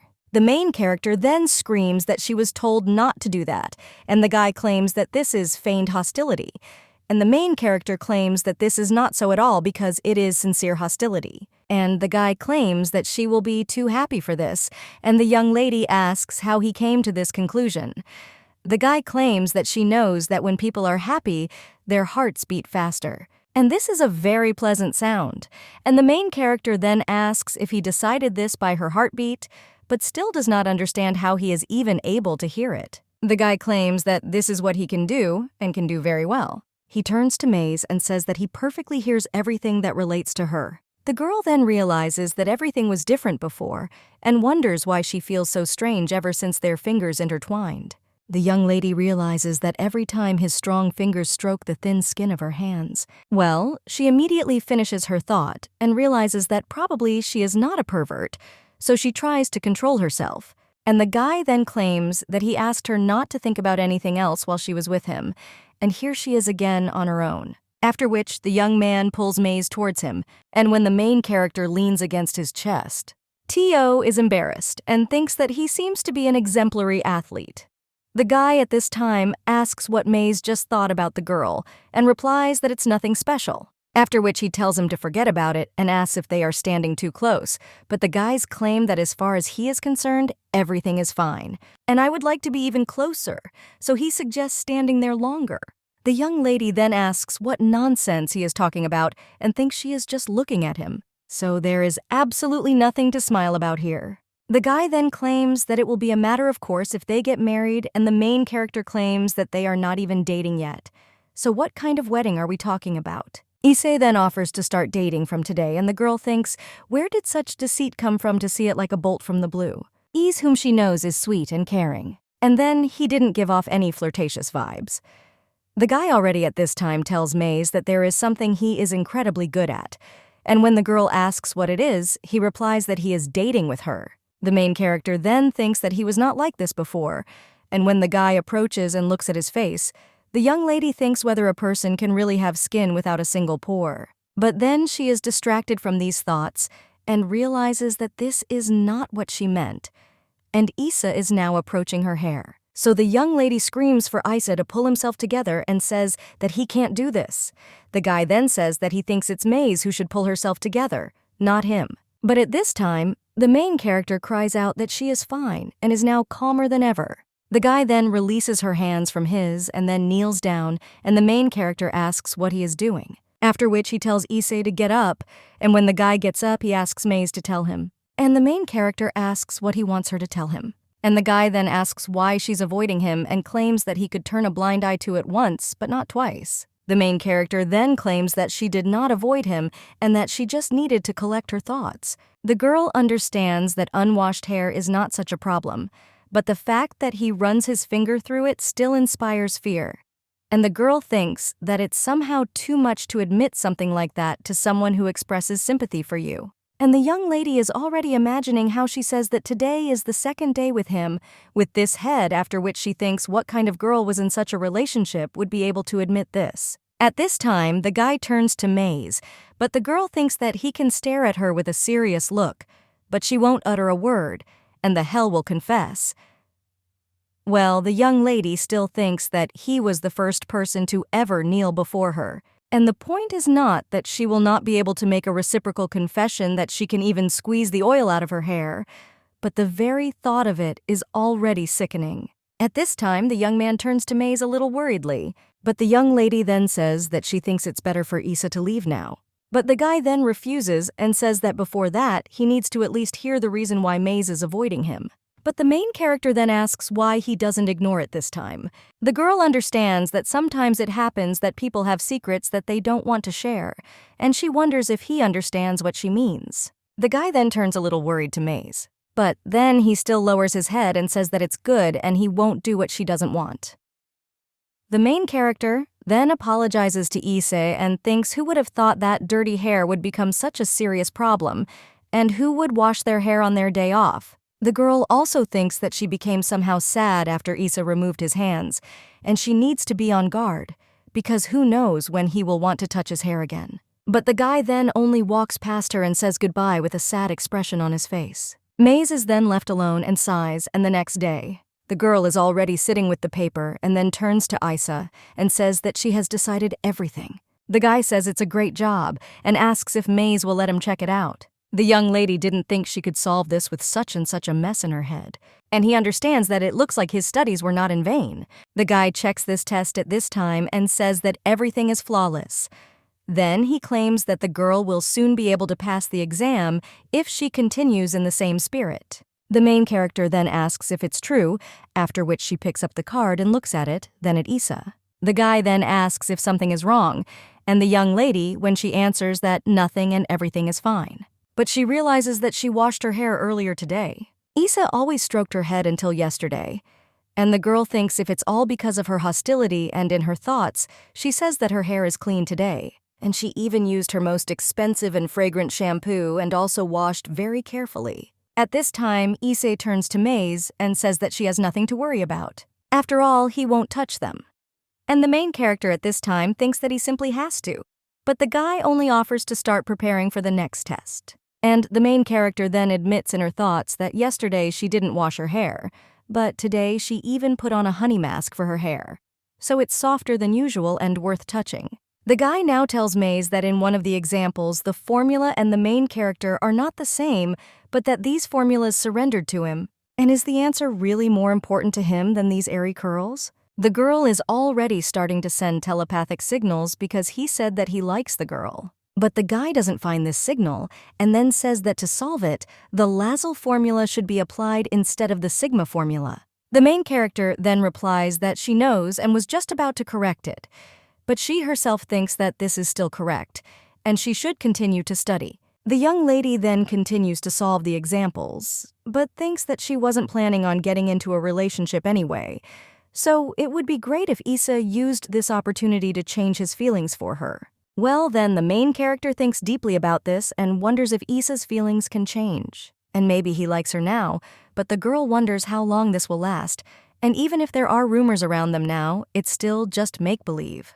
And unable to tolerate her hostility, the offended Issei may meet another girl. The guy now turns to Maze and says that if she has anything to say, then let her say it, because she will soon burn a hole in him with her eyes, and he gets a little nervous when she looks like that. The main character is silent for a bit after that, and then she says that Issa is beautiful, after which the guy asks a little surprised what she is talking about. And the main character just continues and claims that he is also the nicest guy. In her thoughts, she also adds that he is handsome and caring and has a good job. And it is obvious that Issa has all the qualities that are so valued in people. Therefore, the little girl understands that he could easily find someone else. Someone besides her, and now the young lady says out loud that she will be lucky. The guy then asks what Maze is saying, and the main character replies that it's nothing, and she just suddenly understood something. The guy then asks what she understood. And the young lady thinks that if Issa has a lover, then he will smile and hold her face in his hands. Watch the lover take off and say how much he loves her. And of course, Maze would never dare come between them. The young lady then states that she realized that Issa is a delightful and extraordinarily beautiful person. But then she claims that these are just thoughts out loud, and the girl realizes that she does not want Issa to belong to someone else. The guy claims that he will not tell her the correct formula even if the girl showers him with compliments from head to toe. The young man also claims that it will only benefit her if she solves the problem herself. Well then, the main character looks at him and sees how the guy's ears turned red. And the young lady understands that she will probably never see the other side of Issei again if he finds someone else. Therefore, now the girl turns to him and, a little embarrassed, asks him to stroke her head. The guy then asks if the young lady wants him to stroke her, and the main character replies, yes, let him do it as he always does. The guy then gets a little embarrassed and then reaches out his hand and strokes the girl's head. He claims that yesterday she did not allow it, and asks where such a change comes from. And then the main character, almost crying, asks Issa what she should do. The guy then claims that Maze is strange today and asks if something happened. The girl understands that something really happened to her, and by her standards that's something significant. But the main character now claims that it doesn't matter how much she racks her brains over it. But there is only one answer, and the girl says that she likes Issa much more than she thought. The guy then claims that Maze's silence bothers him, and when the young lady takes his hand into her head, he asks a little surprised what happened. The main character just puts her hands on his and then says to Issa with a serious expression on her face that she wants to be the only one he smiles at, and the only one he touches, and also the only one he will confess his feelings to. But the young lady also claims that she is still not sure that she wants to give her heart to someone and become a couple. After all, she pretended that she didn't care, but breaking off a relationship is much worse than it seems. The young lady realizes that she would not behave like a frightened mouse if she had to experience a break in her world, but in this world, where she is a stranger and can only rely on herself. A possible breakup looks much worse, and it doesn't matter whether her feelings for Seeker were real or not. Well, the fear of loneliness tormented her more than the girl could imagine, so now she claims that's all she can say. The guy then asks to say what, and the young lady, starting to cry, says, that she likes Issa, but she is afraid that her feelings for him will dry up, or his feelings for her will dry up because then she will be left alone again. Therefore, the girl claims that she does not dare ask him to be a couple, and the young man then tells her not to ask her to believe that the girl can do whatever she wants. Well, the main character then claims that this is terrible for him, and because of her fears, she makes him suffer. But the young man then only takes the girl by the hand and asks who is suffering. He puts her hand on his heart and then tells her to look. It doesn't hurt him at all. After this, the young man turns to Maze Hazelnut and says that he likes her more than he thinks, and to such an extent that even her shortcomings can make him happy, and also so much that he refuses to miss any opportunity to be with her. The main character then tells Issa that she cannot reciprocate his feelings, and he should find someone else. The young lady realizes that it seems that her flimsy feelings are nothing compared to Issa's feelings, and this is quite a big nonsense. Right now, the girl doesn't care about her feelings for him, but rather about getting into a relationship. And she's not sure whether the fear will go away completely or just a lot. But it's good that she said everything right now and didn't suffer until the end of time. Issa now turns to Maze and says that he would not have chosen her if he needed someone else, and then asks if she understands. And the guy claims that why he does not intend to follow her advice. Therefore, he asks Maze to let him swear that there is no one more important to him than her. And this will never change. But the main character then says that people's feelings change faster than he thinks. And the guy then confidently answers that no, and his feelings do not change. After all, if they were so fleeting, he would not beg her for love. So he asks Maze to think again about how much he loves her, and let the girl see with her own eyes how durable his feelings are. But the guy also claims that there is no need for him to rush, and he will be the one who sympathizes more than others. And if the words "let's meet" are too difficult for her, then he will say them first.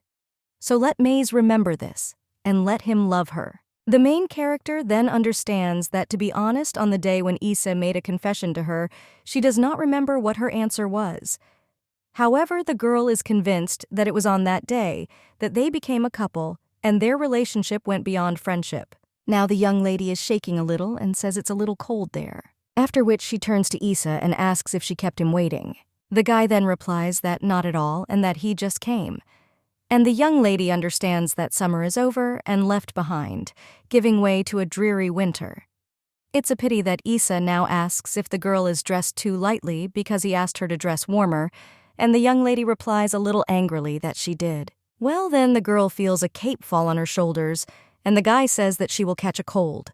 The young lady then asks if he is afraid of getting sick himself by borrowing his clothes, but the guys answer that he is not the type to get cold easily. And the young lady asks if he really wants to give her his cloak in such and such a hellebore, and then begins to take it off. But the guy then only hugs the young lady and then claims that she is very sensitive to the cold, and they will have to order her a good coat so that the girl will always be warm. Maze then realizes that even in such cold weather, Issa's hands are unusually warm, but she still claims that it's just cold. The guy, when he asks what just cold means because it can cause people to fall into eternal sleep, and the main character thinks what people mean.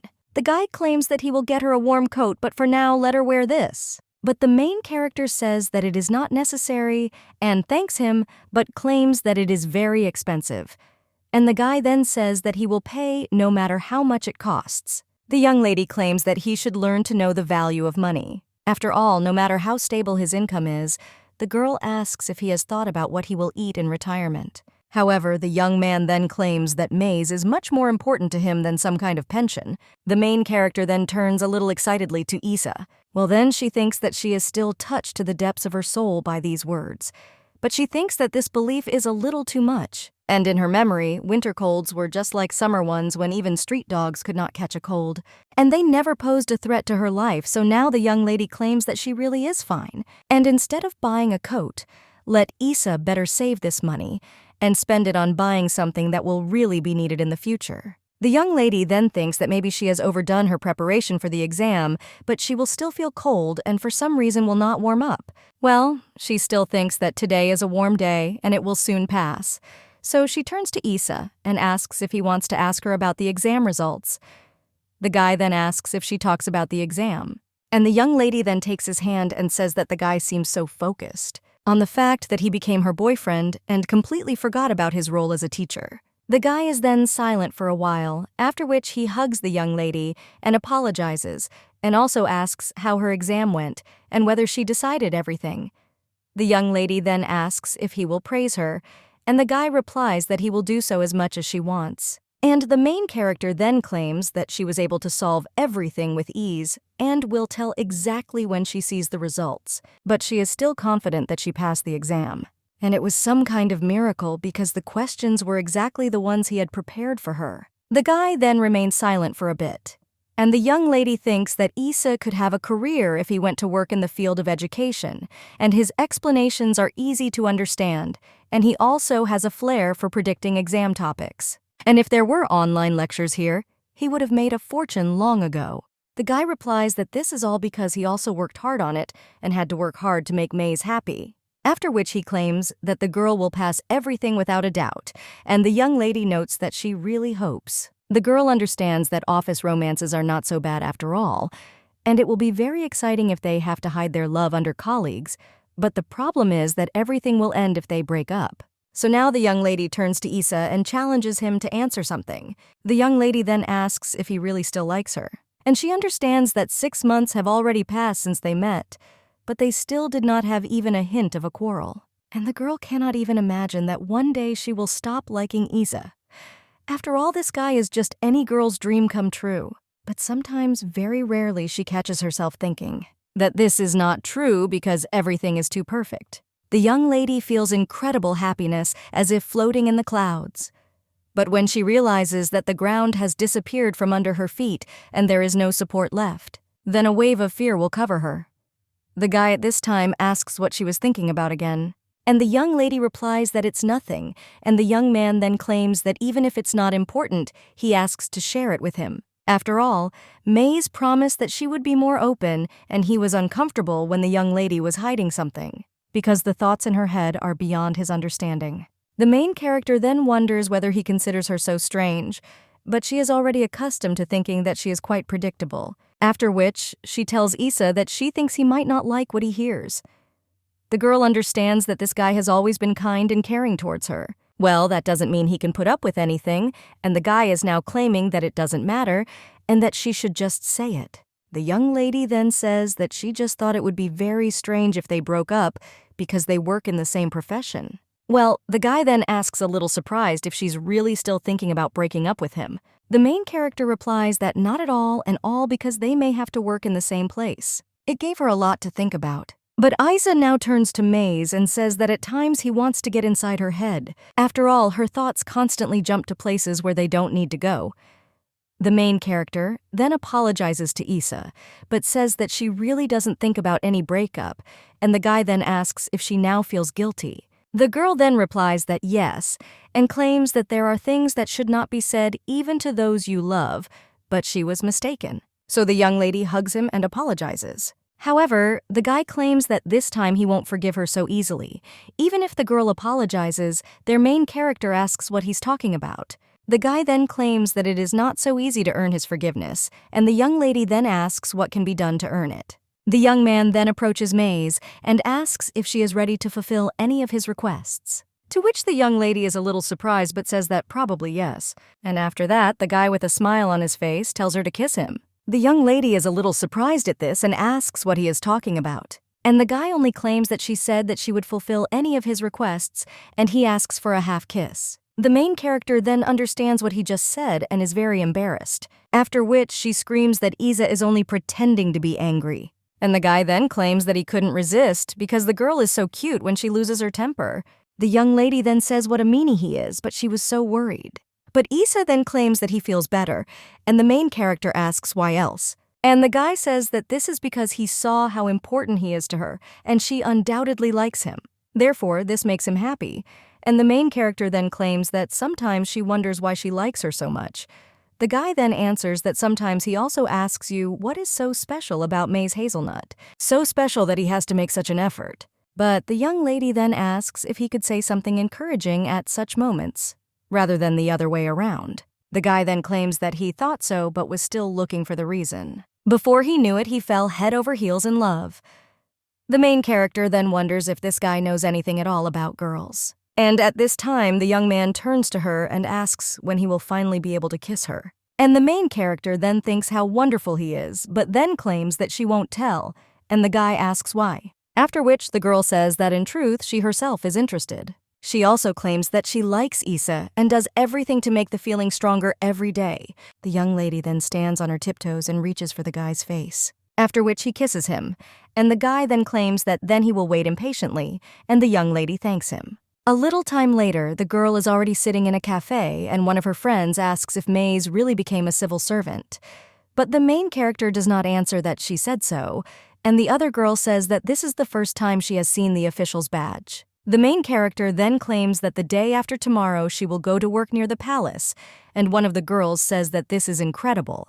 But there are rumors that the entrance exams are incredibly difficult, and the main character's friend then asks if they should go around the city and tell everyone that Maze Hazelnut passed the government exam to become a civil servant. The young lady then says that it's a great idea and it's incredible, and also tells her to be praised more. One of the friends then asks what happened to Maze, and the girl only claims that she is simply melting from their praise. And Sarah then says that it looks like the girl will simply fly away if they continue. And the young lady says that's why she invited them after all. One of the friends then says that at times Maze feels like she has a headache, and the lady with red hair then replies that it's not like that and it's not sometimes, but quite often. After this, the main character just laughs and then offers her a drink. Then someone claims that Maze will soon be up to her neck in work. And this girl raises her glass and offers to have fun today like it was the last time. It turns out to be Haley, and she congratulates Maze on her official debut as a civil servant. And at the same time, it coincides with the singer's debut. A little while later, someone says that Haley looks like she's the happiest of them all. And I think for the main character that big changes happened for her when she and Issei became a couple. And she doesn't have to pretend to be the original Maze anymore, so she can be herself when she interacts with people. At first, everyone was confused when they saw the change, but they accepted it as it was, and now everyone has become even closer. Haley is no longer grieving over Sakra's departure. And now she is dating a composer who fell in love with her after hearing her voice, and the girl's unrequited love has sunk into oblivion. The young lady then gets up from the table and wonders if now is the time to choose the food she will try first. And the girl understands that she needs to choose in advance because the competing eaters will not let him down. And now the young ladies turn to John and then asks if she can eat this, and the guy replies that of course. The young lady then looks at the meat pie and thinks it sure is delicious. After which, the girl tries it and asks what kind of meat it is because it is very tasty. The young lady realizes that it is so fatty that she might feel a little sick, but this does not happen due to the spiciness, so she decides to take another piece. John then says he's glad she liked it, and claims that Henry baked it.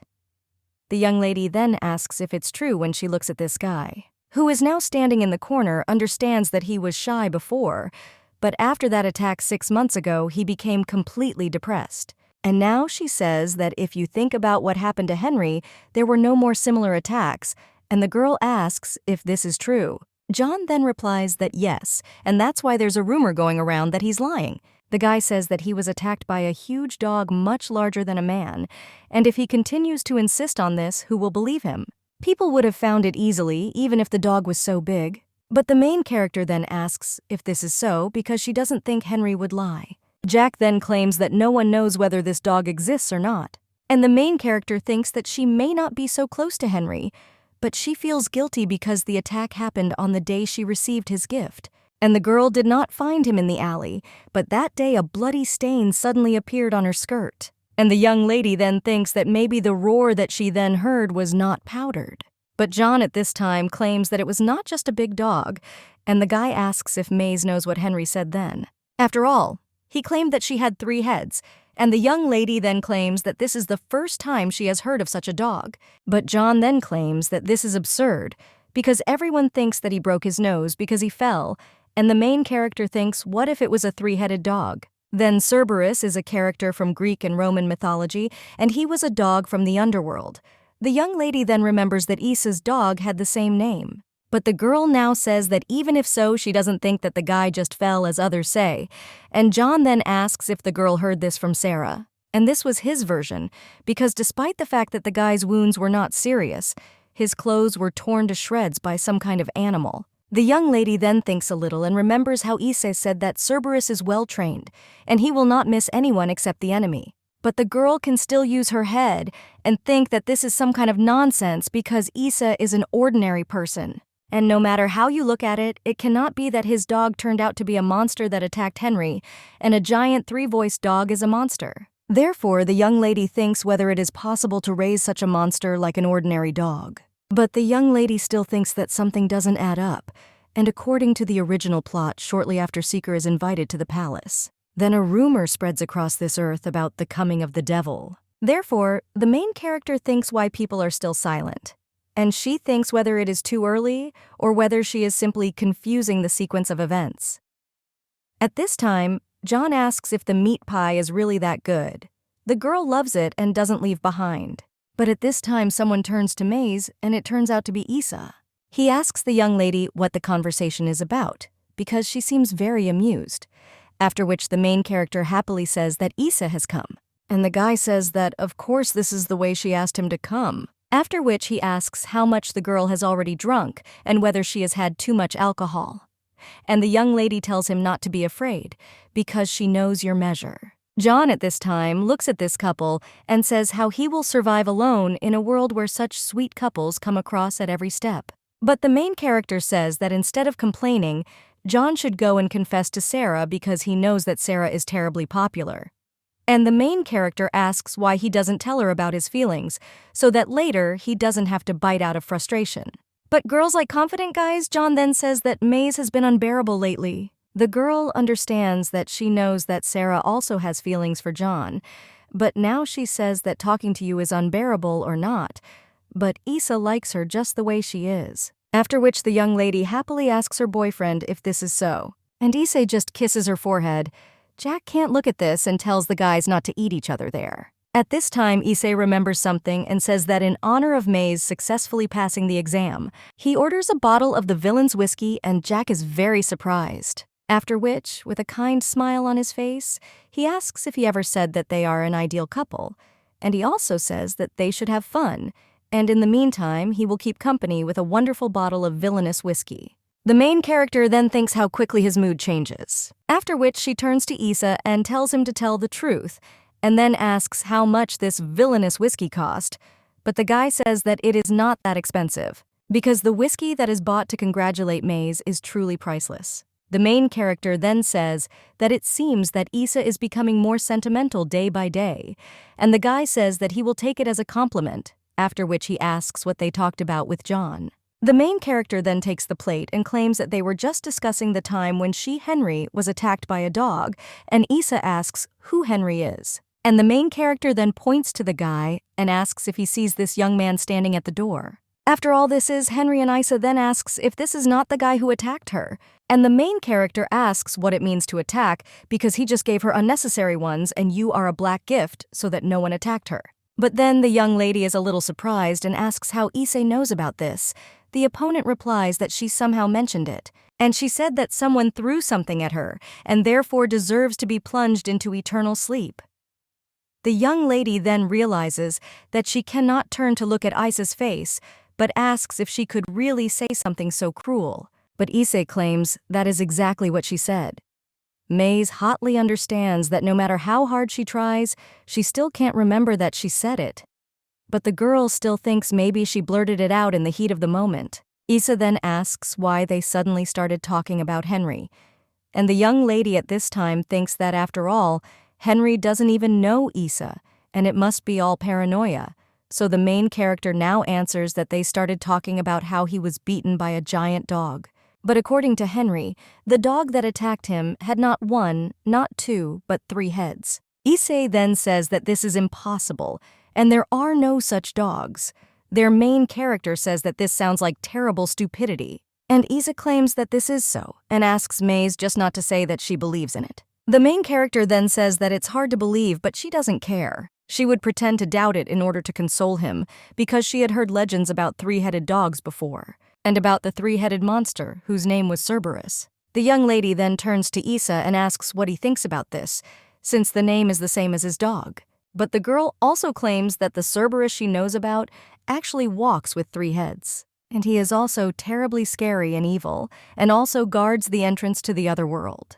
Isa then asks if this is really so, and the main character then remains a little silent, and realizes that she was trying to scare by lowering her voice. But maybe he wasn't scared because he wasn't familiar with Greek mythology. But the main character now clears her throat and says that it doesn't matter, and then asks when they will introduce her to Serby because he always promises to introduce them to each other but never did. Issei then, with a smile on his face, says that he will soon fulfill his promises and offers to take the dog with them for a walk. The main character then hugs her boyfriend and asks if this is true, and then wonders if she can then hold the leash. The guy then says that of course he will warn Serby in advance so she can take him with her wherever she wants. The young lady then wonders if he wants to warn his dog in advance, and she already imagines how the guy will talk to the dog about not running too fast because the girl might trip and fall. Therefore, the main character thinks that this is actually very cute, and the guy speaks with animals because he is very young and kind-hearted.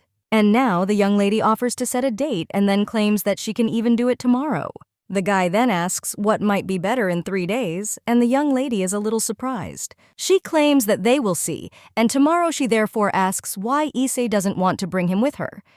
And after all, she wants to cuddle Serby as quickly as possible. Issa then states that Serby is somewhat different from normal dogs, so he needs more time to prepare, and the young lady then says that nothing can be done.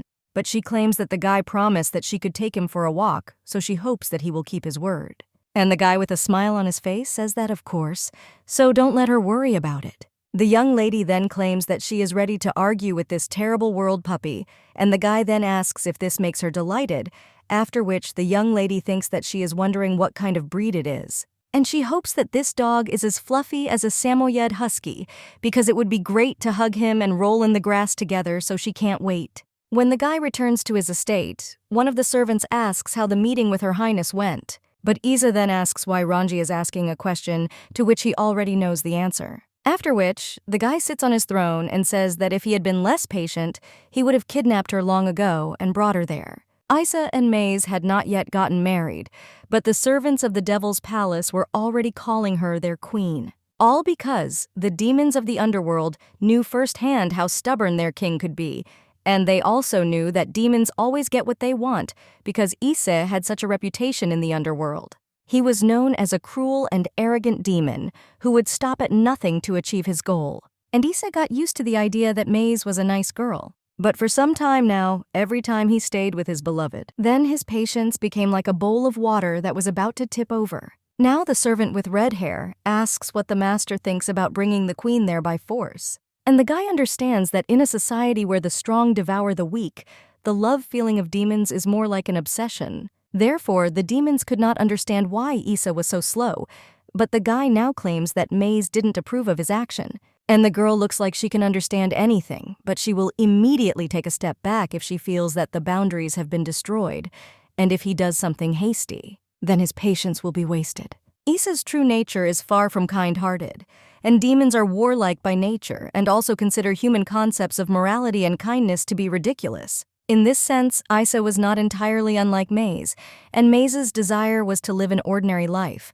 There was not a bit of ambition in her. But despite the fact that the guy took on human form, he still remained a demon. And moreover, he was a demon who ruled over others. Now Luga, with red hair, turns to His Majesty and says that today he has a plan to enslave the north and approach the end of the world, and the ruler of the Holy Lands in the southwest is asking for his audience. The guy understands that he was able to restrain himself and restrains himself only because it is Maze. He can only stay close to a girl as long as he pretends to be the smell of her dreams. And he understands that in order to win Maze's heart, he will continue to play the role of the ideal guy and build an incomprehensibly great world for her alone. The guy then thinks that he will do so, and then turns to the servant and asks if he has prepared the coat as he asked. The guy with red hair answers His Majesty and claims that he gave the 1,000-year-old Rohiti, whom he caught while hunting to Curlew, the best fashionable tailor of the underworld. And of course he promised that the finished coat would be delivered directly to the palace. Therefore now the servant asks if His Highness would like to take a look at it, and the guy replies that he ordered it for Maze, so of course he wants to take a look. Rohiti is an evil creature that lives in the boiling lava of volcanoes. And this creature has involved a fox. And when its ball is engulfed in flames, it is red. However, in open areas, the fur changes its color to white. And the 1,000-year-old Rohiti is not so easy to catch, because an ordinary demon can only dream of being able to catch him. However, when one of the servants saw his master bring the 1,000-year-old Rohiti, he asked if he wanted it to be made into protective equipment, or maybe a magical artifact. But the brunette then asked Ranji if he really looked like someone who needed something like that. Isa caught Rohichi for the sole purpose of making a winter coat for Maze, but no one could understand Isa's action. Everyone asked in surprise whether the gentleman wanted some kind of coat to be made from Rohiti for the little man, and some of them asked why such valuable material would be used for this. Well, the young Demon King didn't even give them an ounce of attention. He was lost in thought and realized that Rohiti's fur was soft and held heat well, plus it would look wonderful on Maze. Therefore now they provide him with a luxurious coat and tell His Majesty that it is ready. The guy then says that Maze goes with anything, but then he points to the sleeve and says that this part needs to be redone, and Ranji asks which part His Majesty means. The guy claims that this coat came out too open and it's a winter coat, so how will it keep you warm if it's so short and the design is too flashy? The servant then remains silent a little in surprise, but then asks His Majesty for forgiveness. However, he asks what exactly he finds too open.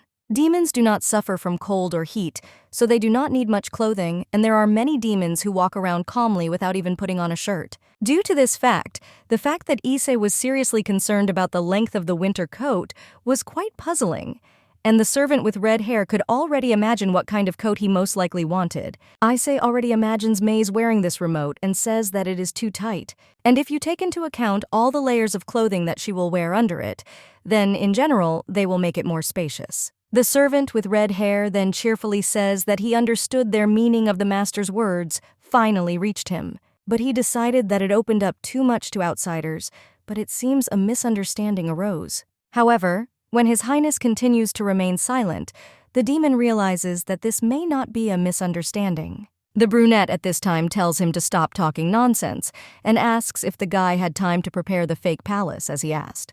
The red-haired servant then puzzledly tells His Majesty what is there, and he hired the best architects of the underworld and also built a replica palace in the capital of the human dimension. He also trained servants to look and pretend to be human. Therefore, he can assure that Her Highness will not suspect anything. And they even cast a teleportation spell on Her Highness's token to transport her to the palace they built, causing me no suspicion.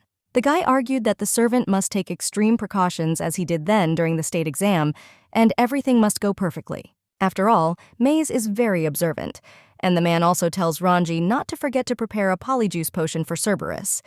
Well, the servant then asks if His Majesty wants him to give Cerberus a polyjuice potion.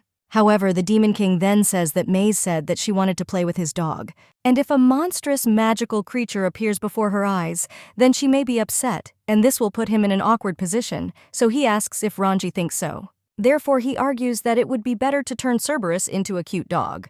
The red-haired servant then asks if it would be acceptable to cast a transformation spell on him, but the brunette replies that it would not. And he says that Maze is sensitive to spells, so it is better to use a polyjuice potion even if it takes longer to prepare. After all, if Maze finds out that this is actually a three-headed monster, then problems will arise. And the guy remembers that conversation at the bar and then thinks that he was simply shocked when Maze started talking about Serby at that party. And he ordered Cerberus to guard the girl day and night, and he saw how some guy from the village threw a gift at her and mistook it for an enemy. And the guy would never have thought that Maze would find out about this, but nevertheless throwing things at people is very dangerous, and the girl could plunge into eternal sleep. After all, in the end, people are very fragile creatures prone to plunging into eternal sleep. And now the Demon King is thinking that maybe he should put this guy into eternal sleep to get rid of witnesses. And he would have done this a long time ago. But Henry is one of Maze's acquaintances, and the girl herself is invulnerable to memory-altering spells, and if he had been caught trying to cast one, then major troubles would have arisen. And the guy would never have thought that he would regret curing him with his magic and calling on the Dream Eaters to give him nightmares. But this guy got off too easily. However, Issa understands that now it is too late to put this guy into eternal sleep, They will have to be more careful because he will never allow Maze to find out the truth. And the girl recognized Issa when he came on a blind date, which is why he considered this girl unpredictable. And then, when Maze discovered that Issa had changed his appearance, the guy saw how understanding she was. Maybe so he tried to find out how much she could accept. But when he asked what the girl thought about demons, she asked why he wanted to know this, and the guy said that he was just curious. The young lady then thought a little and said that, to be honest, she didn't know anything about them. Although if you think about it in this plot, the demons appear almost as victims. The guy was wondering what the girl meant, but he understood that in any case, she didn't seem to think of demons as something bad. And maybe she will calmly accept the fact that he is the king of demons, because the girl always said that she likes him more than anyone else. However, the main character then said with a smile on her face that she had no complaints about demons unless we were talking about the devil himself. After all, he is a completely different story. Therefore now the guy understands that the girl should never find out who he is, and he must keep it a secret no matter what, because if the girl finds out that he is the devil, then their relationship will end. Issa planned to make Maze the queen of demons, but if she began to listen in the imperial palace, she would start working for the enemies of the underworld, and Issa could not allow this, so he created a fake palace. He didn't want Maze to hate him and just wanted to remain a good guy and be there for her. Issa had never experienced such feelings before, but Maze gave him one taste of love and he could no longer imagine his life without her. A little time later, the main character no longer believes her eyes and asks if this is the Serby that the guy was talking about. After all, he is such a sweetheart, and the main heroine I ask if she can pet this dog. Issa then tells Maze to wait, and the main character asks why and if she can pet him. The guy then replies that everything is not so and he is simple, but the young lady doesn't let him finish, and looking at the dog asks if he'll just be scared if she's too assertive. But the young lady tells him not to worry because she will be very careful. The girl understands that you may not be able to tell from her, but she was once an avid fan of a show where puppies were trained, so she knows how to establish contact with dogs, after which the young lady extends her fist, and he lets the dog sniff him, but he just remains in place. However, when the Demon King looks at him with his gaze, the dog realizes that he better continue to play the good boy, after which he sniffs the young lady's hand and allows himself to be stroked. The girl then says that Serby can't even imagine how much she wanted to meet him and thinks how cute he is.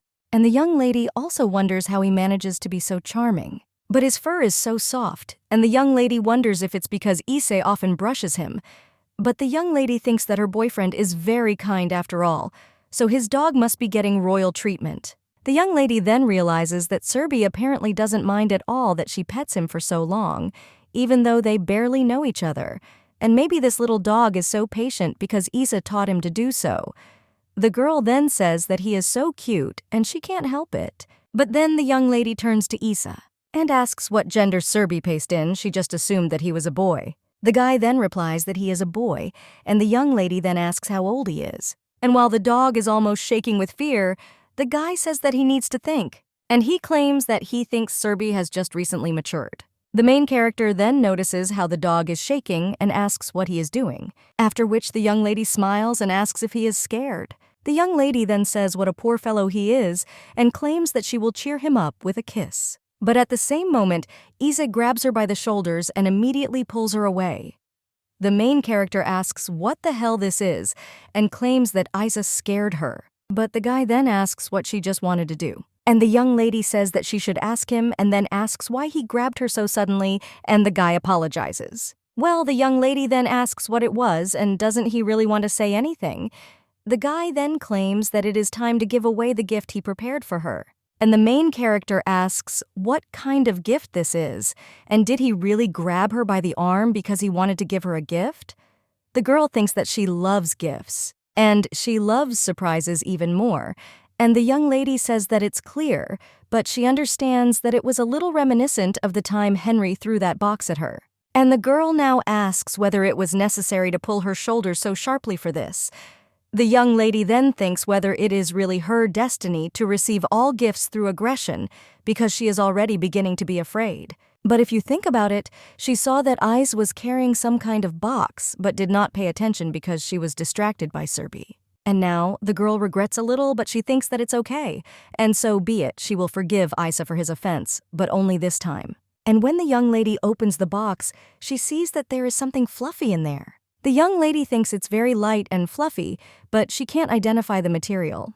However, it looks a bit like cotton candy, and now she wants cotton candy, but the girl asks what it is. Isa then replies that it is a winter coat and asks Maze if she remembers that he promised to get it for her. The main character then says that she remembers that she asked not to do this, but looking at the coat, she thinks that it is probably expensive. And the girl wonders whether civil servants really earn so much that they can afford such things. The guy then tells Maze not to worry because he doesn't mind spending money on something that's meant for her. Plus, he provided the material himself, so it didn't cost that much. The young lady then tells Isa it costs a lot of money. And the girl asks if he is sure that it was not made by some famous tailor or something like that. But the young man replies that of course not, and it was made by his friend because she knows how to sew.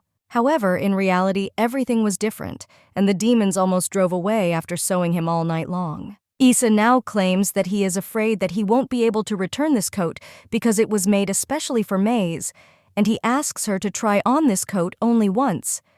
The girl then says that if only once. But when she puts on this coat, she admires it and says that it is very warm and then asks what it is made of. The guy replies that it's fox fur, and the young lady then says that this is what foxes feel like.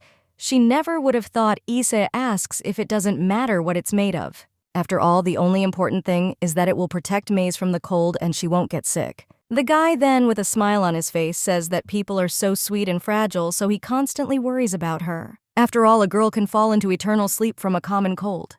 But the young lady then turns to Isa, a little surprised, and claims that sometimes he speaks as if he himself is not a person. And the guy then changes the subject and asks if Maze likes the coat. The girl, with a smile on her face, says that of course it's cute and warm, and in such a coat she won't be afraid of any cold.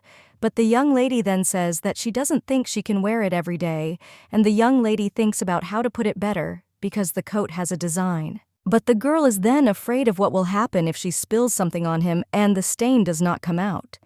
But she will be embarrassed to wear it every day because it is terribly expensive and suddenly it will be stolen. Therefore, the young lady wonders if the guy will be able to understand her if she explains. But Isa just tells her not to exaggerate and let her wear it whenever she wants. Or he asks if she would prefer him to bring a few more coats, and perhaps the next coat should be made brighter instead of this all-white one. The young lady then, in shock, tells Isa to learn to save for his old age because you can't spend money so frivolously. The girl understands that despite the fact that she ended up in a novel, her principles have not changed. Even when she played games on the console, in which she had to control a character as if in real life, she first paid for her utilities and house, and only then developed her skills. And she couldn't even send the character to bed until he finished reading the book on science. But she understood that this character had to get up early for work, so nothing could be done, and she had to work. The girl acted as if her character was in danger of being late for work. And although she convinced herself to take more from life and wondered whether she should order delivery for dinner, but still she threw away her phone and realized that she already takes takeaway food too often, so she needed to save money, and the girl could not overcome her anxiety about money. The guy now tells Maze that this coat is nothing, and the girl can only ask her. And he will make it so that she will never have to work another day. The main character then asks if he thinks that she will pay for it, and besides, she cannot live without work. The guy then claims that he could do all the work for her and asks what the girl thinks. But the young lady then says that if this happens, she will turn into a spoiled idiot, and the young man then asks why. The main character then claims that she will begin to think that everything she has is given for nothing, and she asks if the guy really wants to turn her into a person who will one day ask him for the moon and stars. The guy claims that since such a conversation has started, this is exactly the kind of person he would like to see her. Then he asks what Maze wants now, or asks if she wants to go shopping. But the young lady only asks if he could keep such fantasies to himself. And the guy then claims that he gave her the whole world, so there is no need to be embarrassed when she receives a gift from him. After all, he does not ask for anything in return, and does this because he wants and because she deserves such treatment. But the young lady is then a little puzzled about he claims that she cannot do anything for him. and it feels like he's trying alone. But it's unfair. But the guy then claims that when it comes to matters of the heart, there is no such word as justice, so he asks the girl to take everything he gives her for granted. After all, no matter what he said, he would have given her the whole world.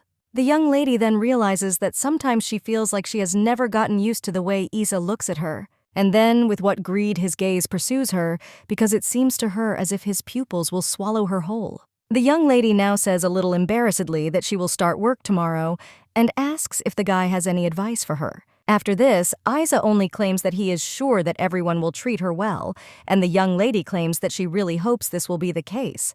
The guy unfortunately claims that if someone gets on her nerves, then let the girl just tell him about it, and the young lady asks why she would do what. Isa even then claims that he will erase the unwanted powder, and the young lady is then a little surprised, but then claims that his jokes calm her down great, and the guys claim that he is not joking, but the young lady still does not believe him. When the young lady comes to work the next day, a whole table is laid out in front of her, and the girl wonders whether civil servants always eat so sumptuously. The maid at this time turns to her and asks if she is not satisfied with what was served on the table. The girl is also a little puzzled and says that if this is so, she will gladly bring her something else.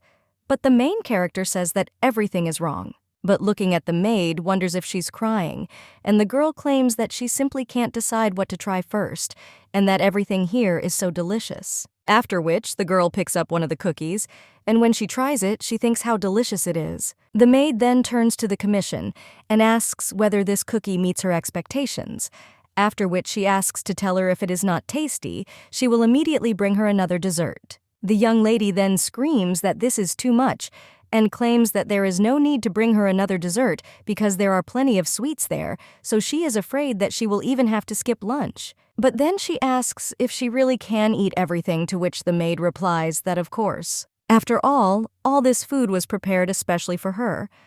And after that, the maid falls silent because she understands that she almost called the girl Her Highness. After which she corrects herself and claims that all this food was prepared especially for Miss Hazelnut, so they will be happy if the girl enjoys it. Well, the main character then says, what if she eats too much? However, the maid then interrupts her and tells her to eat to her heart's content. And then, with tears in her eyes, she says that she can eat as much as she wants, and the main character thinks what's going on there. After which she says that if the maid insists, then she will do so. But the young lady thinks that the royal family apparently does not know what to do with the money and wonders if there are too many honors for a low-ranking employee like her. The young lady then eats a piece of pudding and thinks that she will think about it after the train. After all, it's a little difficult to think uselessly on an empty stomach. The maid at this time turns to Miss Hazelnut and asks what type of tea she prefers. The young lady then asks if she is talking about tea, and the maid claims that they have a wide range of drinks, so she asks the place to let you know if you want something else. The young lady then claims that she doesn't know much about tea, and then asks if they have juice, and the girl replies that she certainly does. And the maid claims that this is why he acquired several fruit farms, and the main character thinks that the royal treasury is probably bursting with money. But she wouldn't be surprised if the palace even had its own wheat field for alleys. After which the young lady asks if she could then ask for a glass of strawberry juice, and the girl replies that of course. Then he says that the wish for one fresh strawberry flock will be fulfilled, and she will return this very second. When the maid comes out, the main character can finally breathe and thinks that she is finally left alone. After which she looks at all these luxurious desserts and thinks, what should she try now? Tiramisu or eclair? The girl understands that in life there is a place for both sweet and salty foods, so salted caramel brownie would be the ideal choice. So the young lady thinks she's getting impatient and reaches for dessert. But at the same moment, someone enters the room and addresses Mrs. May's Hazelnut. It turns out to be the butler, and he asks if he addressed the lady correctly. The young lady then gets up and says that yes, she is the one who asks who he is. The man then says that he is happy to meet and claims that his name is Crucio Sequoia. From this day on, he will give her tasks. The young lady then realizes that this guy looks like a high-ranking employee, but he is so polite to her, and the girl now claims that she is honored to have met His Honor, Crucio Sequoia. The man is then a little surprised, And the young lady only continues and says that His Majesty the King recently honored her with the grace of being received into the palace, and the girl claims that today was the first day when she was given the honor of going to work. The guy is then surprised by all this politeness and asks the girl not to express herself so politely. And the young lady thinks that he is so polite to her, so she doesn't understand why she can't do the same.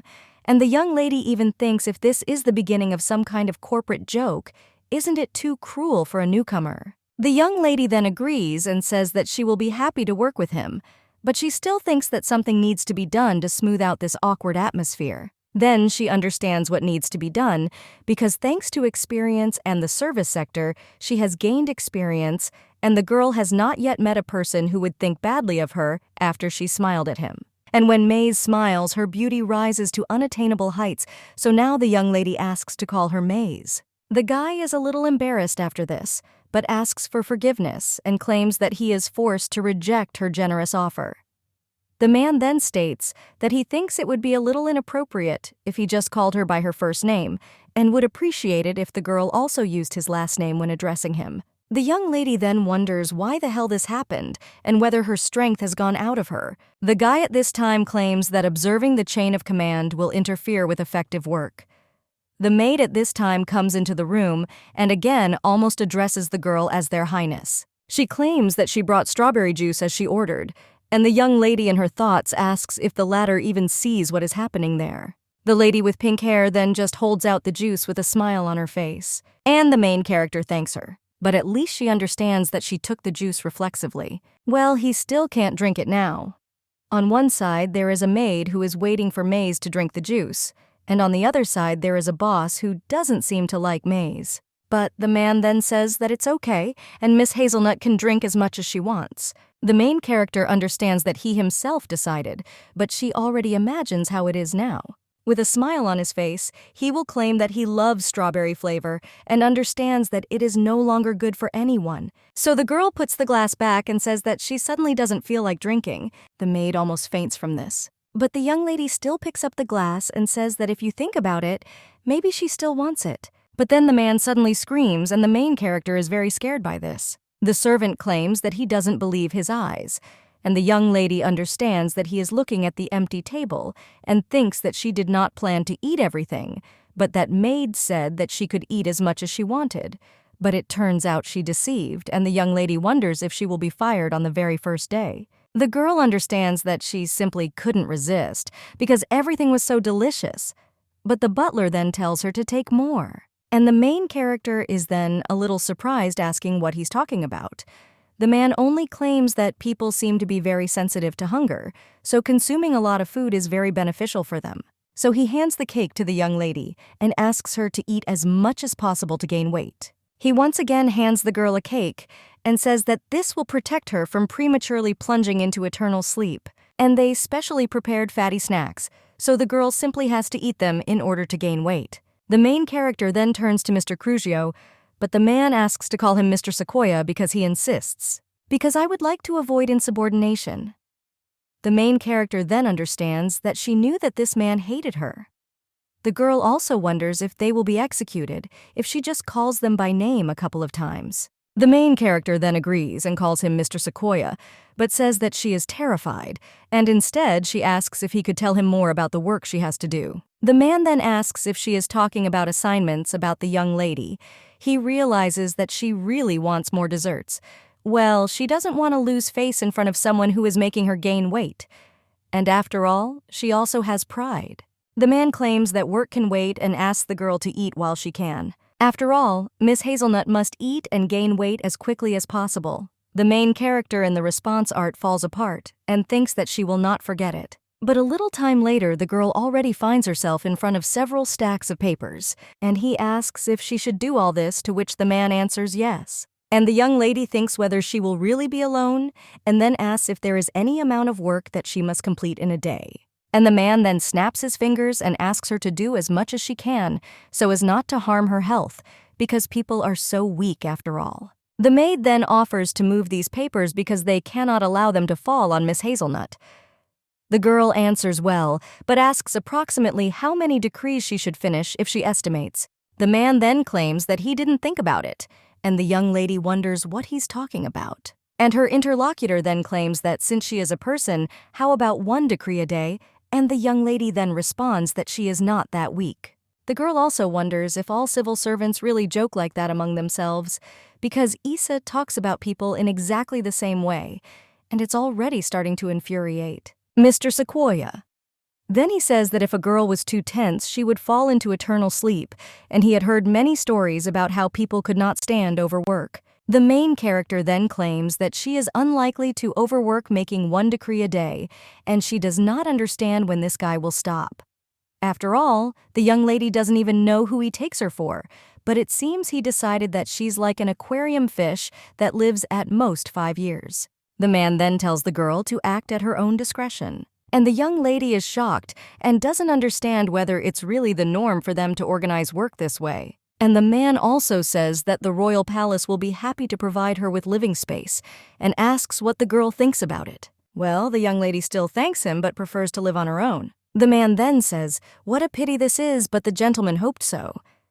The main character then has no idea who he's thinking about, that it doesn't matter because it's time to work. However, when the girl picks up the papers and looks at them, she sees only love poems there. The girl frantically leafs through a couple more documents, but when she sees more love letters, there she asks what the hell these are.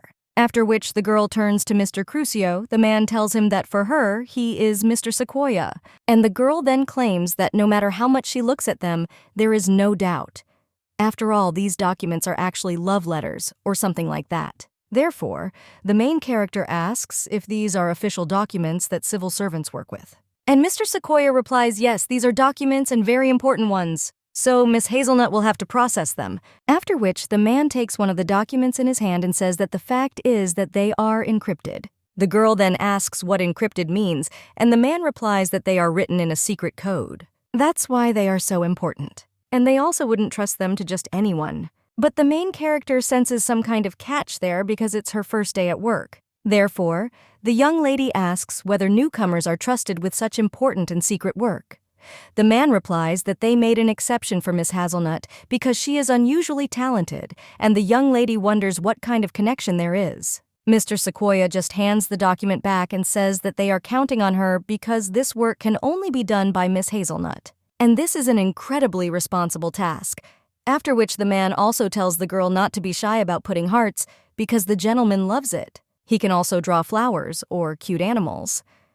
The girl thinks that this can be all because she is in a lousy third-rate novel, but she still cannot believe that civil servants are doing exactly this. A short time later, the girl already feels tired of all this. And the young lady wonders if in their days the simple, "I love you, I" isn't enough.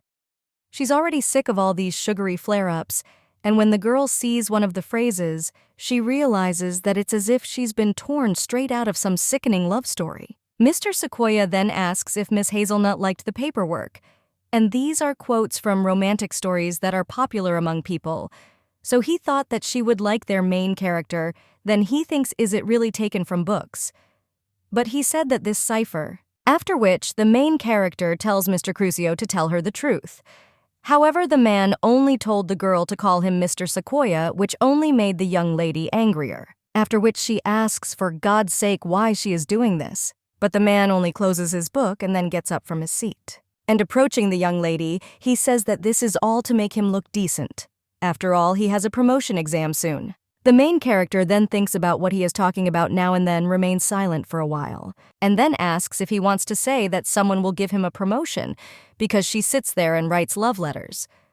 A man who claims that the wording is inaccurate, but it will really help. So he says that while we are here, let him draw as many hearts as possible, and the young lady then angrily asks if she should really take and cover half a sheet of paper with just hearts. The man replies that this is a great idea, but let the girl just make sure that they are well drawn. And the main character in her thoughts bets that this whole idea with the code is a fiction. After which the girl looks at all these love letters and asks why they won't just tell her the truth because this is not a secret code. However, the girl still tries very hard to look cute, and he's just mocking her. The man then asks why Miss Hazelnut thought that he was making fun of her, and the girl replies that he is deliberately torturing her. The young lady understands that working in a company means kissing the boss's ass, but rewriting these sugary love letters is simply beyond her strength, and I'll blame her for the fact that she doesn't do anything. So now the young lady asks if she is wrong, and then asks Mr. Sequoia to explain himself. But Mr. Sequoia then asks if he is crazy, and he tells Miss Hazelnut that he wants to live for now. Then the main character says, what if he doesn't stop the bullying? But at the same time, Issa comes into the room and asks if Maze is being bullied. The girl is then a little surprised and asks Issa if this is it. The young lady also wonders whether he really expects her to throw herself on his neck and whether he wants them to kiss in public. Therefore now the main character waves her hand as if to say that it is impossible. And the guy is very surprised after this. He hands the young lady flowers and congratulates her on her first day of work. The young lady then thinks how great they smell, but then asks the guy what he's doing there, and isn't he supposed to be working? The brunette replies that he just thought it would be cool to come and congratulate her right at her workplace, and he took a break to see each other. The young lady then turns to Issa, and I think it's terribly sweet. But at work, their relationship should be purely work-related, and the main character then shudders and realizes that Mr. Crucio is still there. But when the girl looks at the place where he stood, she sees that there is no one else there and is a little surprised.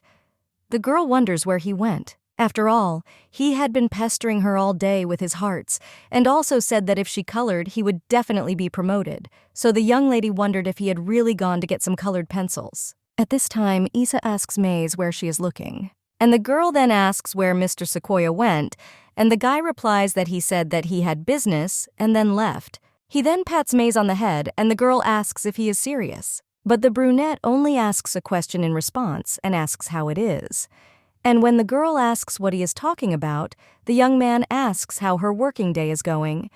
And the young lady is a little silent after that and says that this is just between them. After which, she leans against her boyfriend's ear and claims that this seems to be the place. Something strange. Issa then asks why it is strange, and the main character thinks why he is trembling. After this, the main character takes the documents and asks what he thinks about these so-called documents. And the guy just replies that he thinks her drawings are very cute. But the main character screams for him to take a better look, and the young man also adds that she has smooth and neat handwriting. The girl then says that's not what she's talking about. And he tells Issa not just to look, but to read, because it looks like an old-fashioned and sugary love letter. But the guy then asks if it's really old-fashioned and sugary. The girl claims that she understands that there are people who like this, but this, to put it mildly, is not her style, and the young lady then asks who will write love letters their days. After all, even Haley would be beside herself if she received something so sweet. Issa then just asks if Maze doesn't think the letter's writer tried very hard, and the young lady then says that he's right. After all, you have to try hard to give birth to something so disgusting. But the girl claims that this doesn't matter now, and the main question is why she, being a civil servant, should deal with these strange letters. And why was mathematics on the exam then? Because, to be honest, she didn't expect anything special on her first day. But rewriting love letters is already too much. Issa listens to all this and smiles, but his thoughts are already on how he will strangle Sequoia. The guy claims that there may be a compelling reason why she was given such a task. Besides, the girl worked as a clerk for some time, and people should not overexert themselves. The main character then asks what he is talking about and whether he started his organ again. After all, he and Mr. Sequoia both talk about people like this, and the girl asks what the reason is. It screams that all they do is talk about how weak people are, and the young lady then asks if, in their opinion, she is a defenseless flower, as if the two of them are non-humans themselves. And the main character then asks if the guys decided that they were demons. Issa then doesn't understand what to do, but then silence falls in the room. And the main character thinks that she was so excited before her first day of work. Well, it didn't go at all as she expected, and now the main character says that according to Mr. Sequoia, these letters are written in a secret code and only she can work with them. But if you face the truth, who would even believe in such a thing? And it's obvious that Mr. Sequoia hates her and is also just making fun of her. Issa then puts her hands on Maze's shoulders and says that maybe she's right. And if this is the case, then only Crucio is to blame for everything, so he will have to be punished. The young lady is alive at that time. They claim that even though she simply had to rewrite letters, he also forced her to redraw hearts and animals. But she is a subordinate, so she could not refuse his order, but this was too much. Isa then hugs Maze and says that she had a hard time. The girl then claims that it wasn't that difficult, and she's just letting off steam since Issei is always ready to listen to her. But at this time, the girl also thinks that this guy has a stomach like a board. Isa at this time turns to Maze and says that he does not mind listening to her complaint so that he feels like someone she can rely on. The main character then thanks the guy and claims that when we are with him, someone feels in his place. The girl understands that she may not think about how the plot of this story will turn out, and thanks to him, she feels that this world needs her. The guy now claims that this is indeed a problem, and Maze asks why. And the young man then blushed a little and said that she was so sweet and beautiful that he lost control. The main character only laughs in response to this, and then claims that he always says that, after which she asks if Isa really likes her, but the guy replies that she doesn't like her because he loves her. The girl then says what a coincidence this is because she feels the same. The young lady squeezes her boyfriend's cheeks and then asks what time he leaves work, and the guy asks if she will ask him out on a date if he says so, after which he Maze kisses him. And she replies that she's asking him out on a date right now, and today is her first day at work, so she wants to celebrate. The girl then tells him to come to her house, and they will have a party just for the two of them. A little time later, when the girl is already leaving home, she says that this is the first time to fly when Isa is visiting her, and the young lady claims that she lives alone so that the guy can relax. Maze then thinks if it really sounded too annoying, and realizes that Issei has gone into a century of books and doesn't seem to believe his eyes. So the girl thinks that first she needs to set the table. The young lady then asks if Isa knows how to cook. And the guy then replies that he recently took culinary classes, but his skills haven't improved at all, and their main character asks if he ever studied. Isa only claims that Maze said that she likes it when a man knows how to cook, so it's obvious that he had to learn. The girl then asks if this is true, and when did she say that? But when she looks at her boyfriend, she wonders why he's staring at the carrots like that, and is he really going to beat her up? After which, the young lady puts the dishes on the table and offers to arrange a culinary competition and then see who can make it tastier. The guy claims that he will take care of everything, let her go and rest. And he also asks what Maze would like for dinner. However, the girl then says that it will be better if she helps him. Well, the guy then takes the dishes out of her hands and says that she could cut herself or get burned, not to mention break something. But the main character then asks who he takes her for. And does he really think that she didn't know how to walk? The girl has been living alone for a long time and can take care of herself. The guy claims that when the conversation turned to this, he realized that Maze had been cooking herself all this time, and he claims that this won't work because he'll hire a turn tomorrow, and the main character then asks in shock what he's talking about. The young man says that he could come to her every day and cook himself. And the young lady says that this is not the answer, and he himself said that he lives far away. The young lady claims that she just wants to feed him food that she prepares herself, after which the guy smiles and turns to Maze. But he still claims that even tiny injuries in people can result in plunging into eternal sleep. After that, the girl kicked Issei into the dining room and began to cook. It all ended sadly because she did cut herself, and because Issa insisted terribly the cooking had to be postponed until better times. The girl was banished to her bed, and a little time later, the guy comes up to her and asks if Maze wants to try what happened. When the girl tried it, Issei asked how I did, and the young lady replied that it was delicious. After which, the guy asks for enough tasty food to marry him, and the main character asks what he's talking about. And the young man replies that she said that she would marry someone who cooks well, and the girl then thinks about marriage but feels some kind of smoke. Then he says that the food is burning. The steaks that the brunette had so carefully fried turned into firebrands, so all that was left for dinner was toast with a soft-boiled egg and sausages. Well, they were happy about that.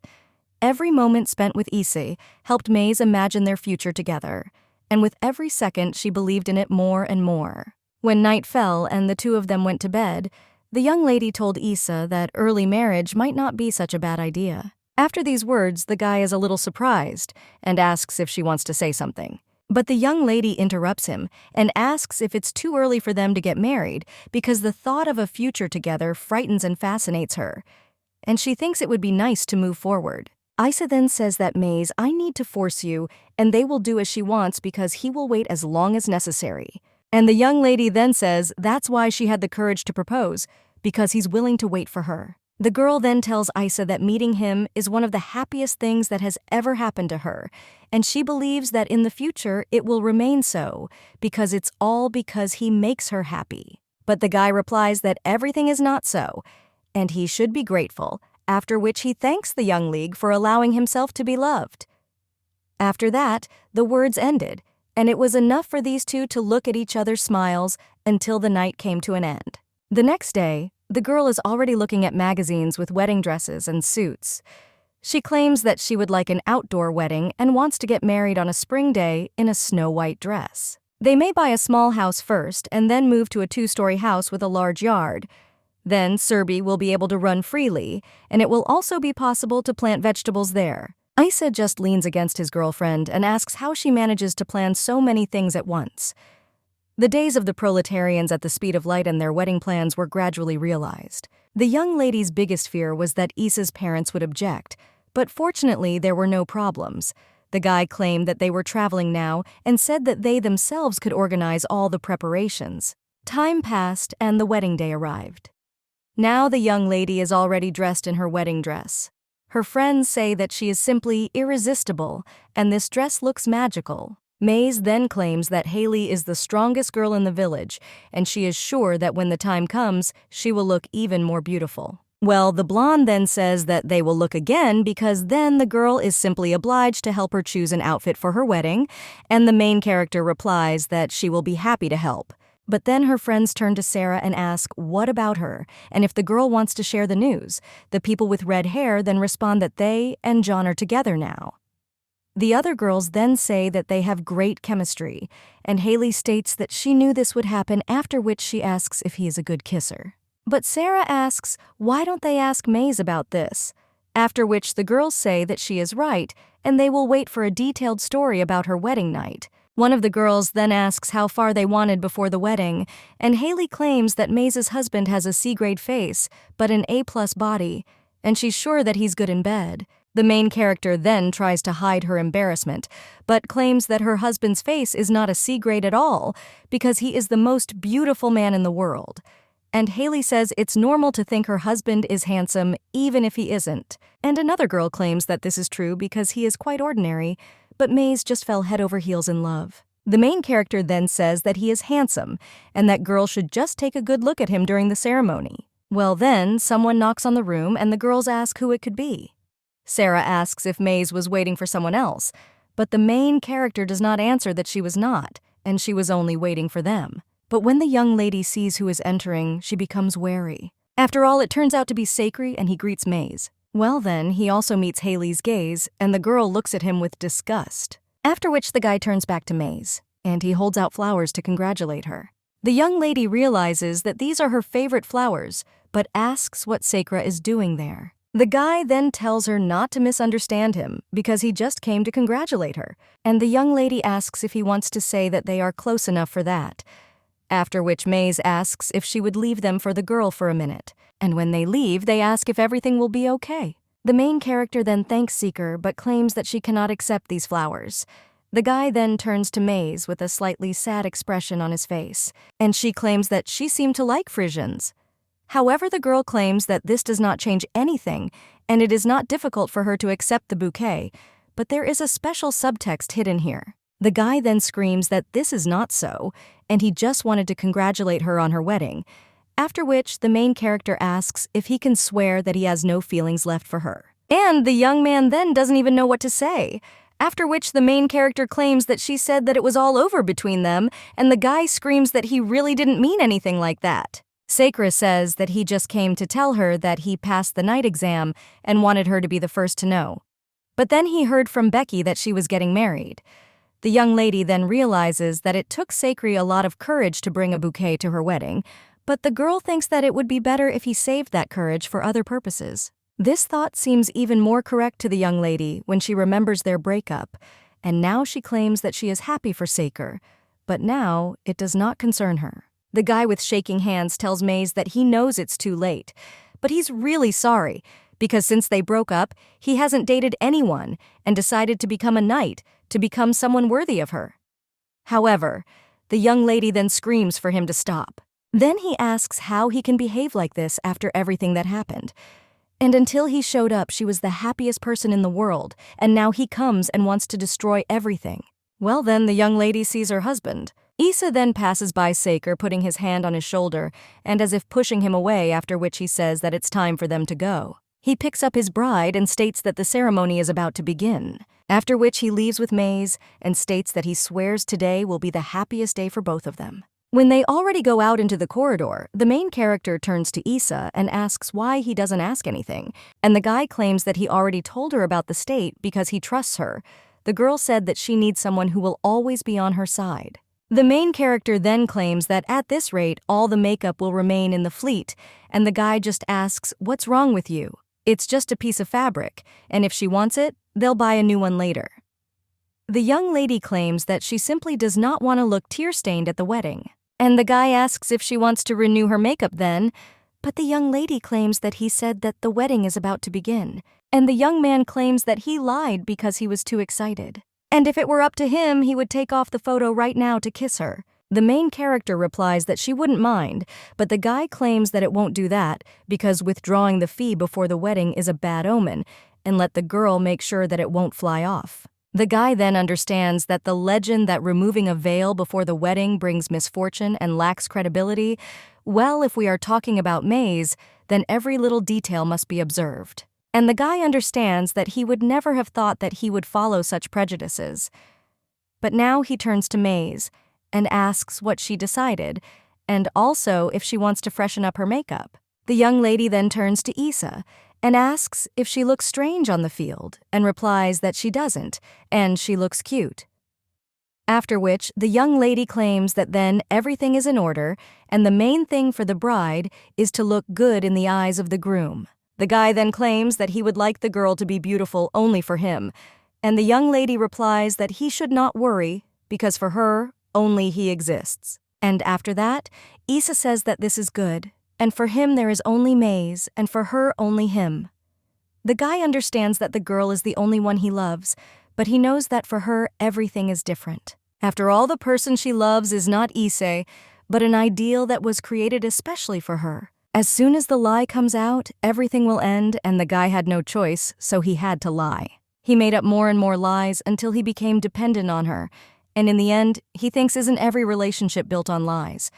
Well, he understands that if the truth does come to light, then Maze won't want to know. And the guy is afraid but cannot let her go, and knows that he will never get out of the lies he told her. Issa understands that he was selfish, but this cannot be corrected.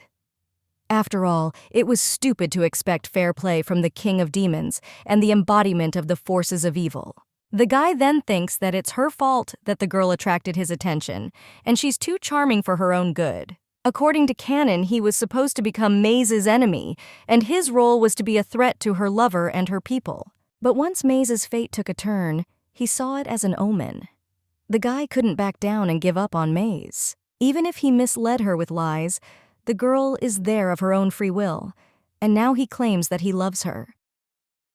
The main character when she asks what this sudden confession is, and the guy tells her not to pay attention, because he simply cannot hide his love anymore. The young lady then says that's good, and she loves him too, and the guy wonders if Maze understands why he's with her. And he wants to own her, and it also seems to Issa that the only way to get rid of this obsession is to put a brand on every part of her body. So now he understands with a smile on his face. That wants to become her shackles. A little time later, when the newlyweds are already going out, everyone wishes them happiness, and their friends congratulate Maze. Haley then says that she takes it back, and the young ladies ask what she was talking about.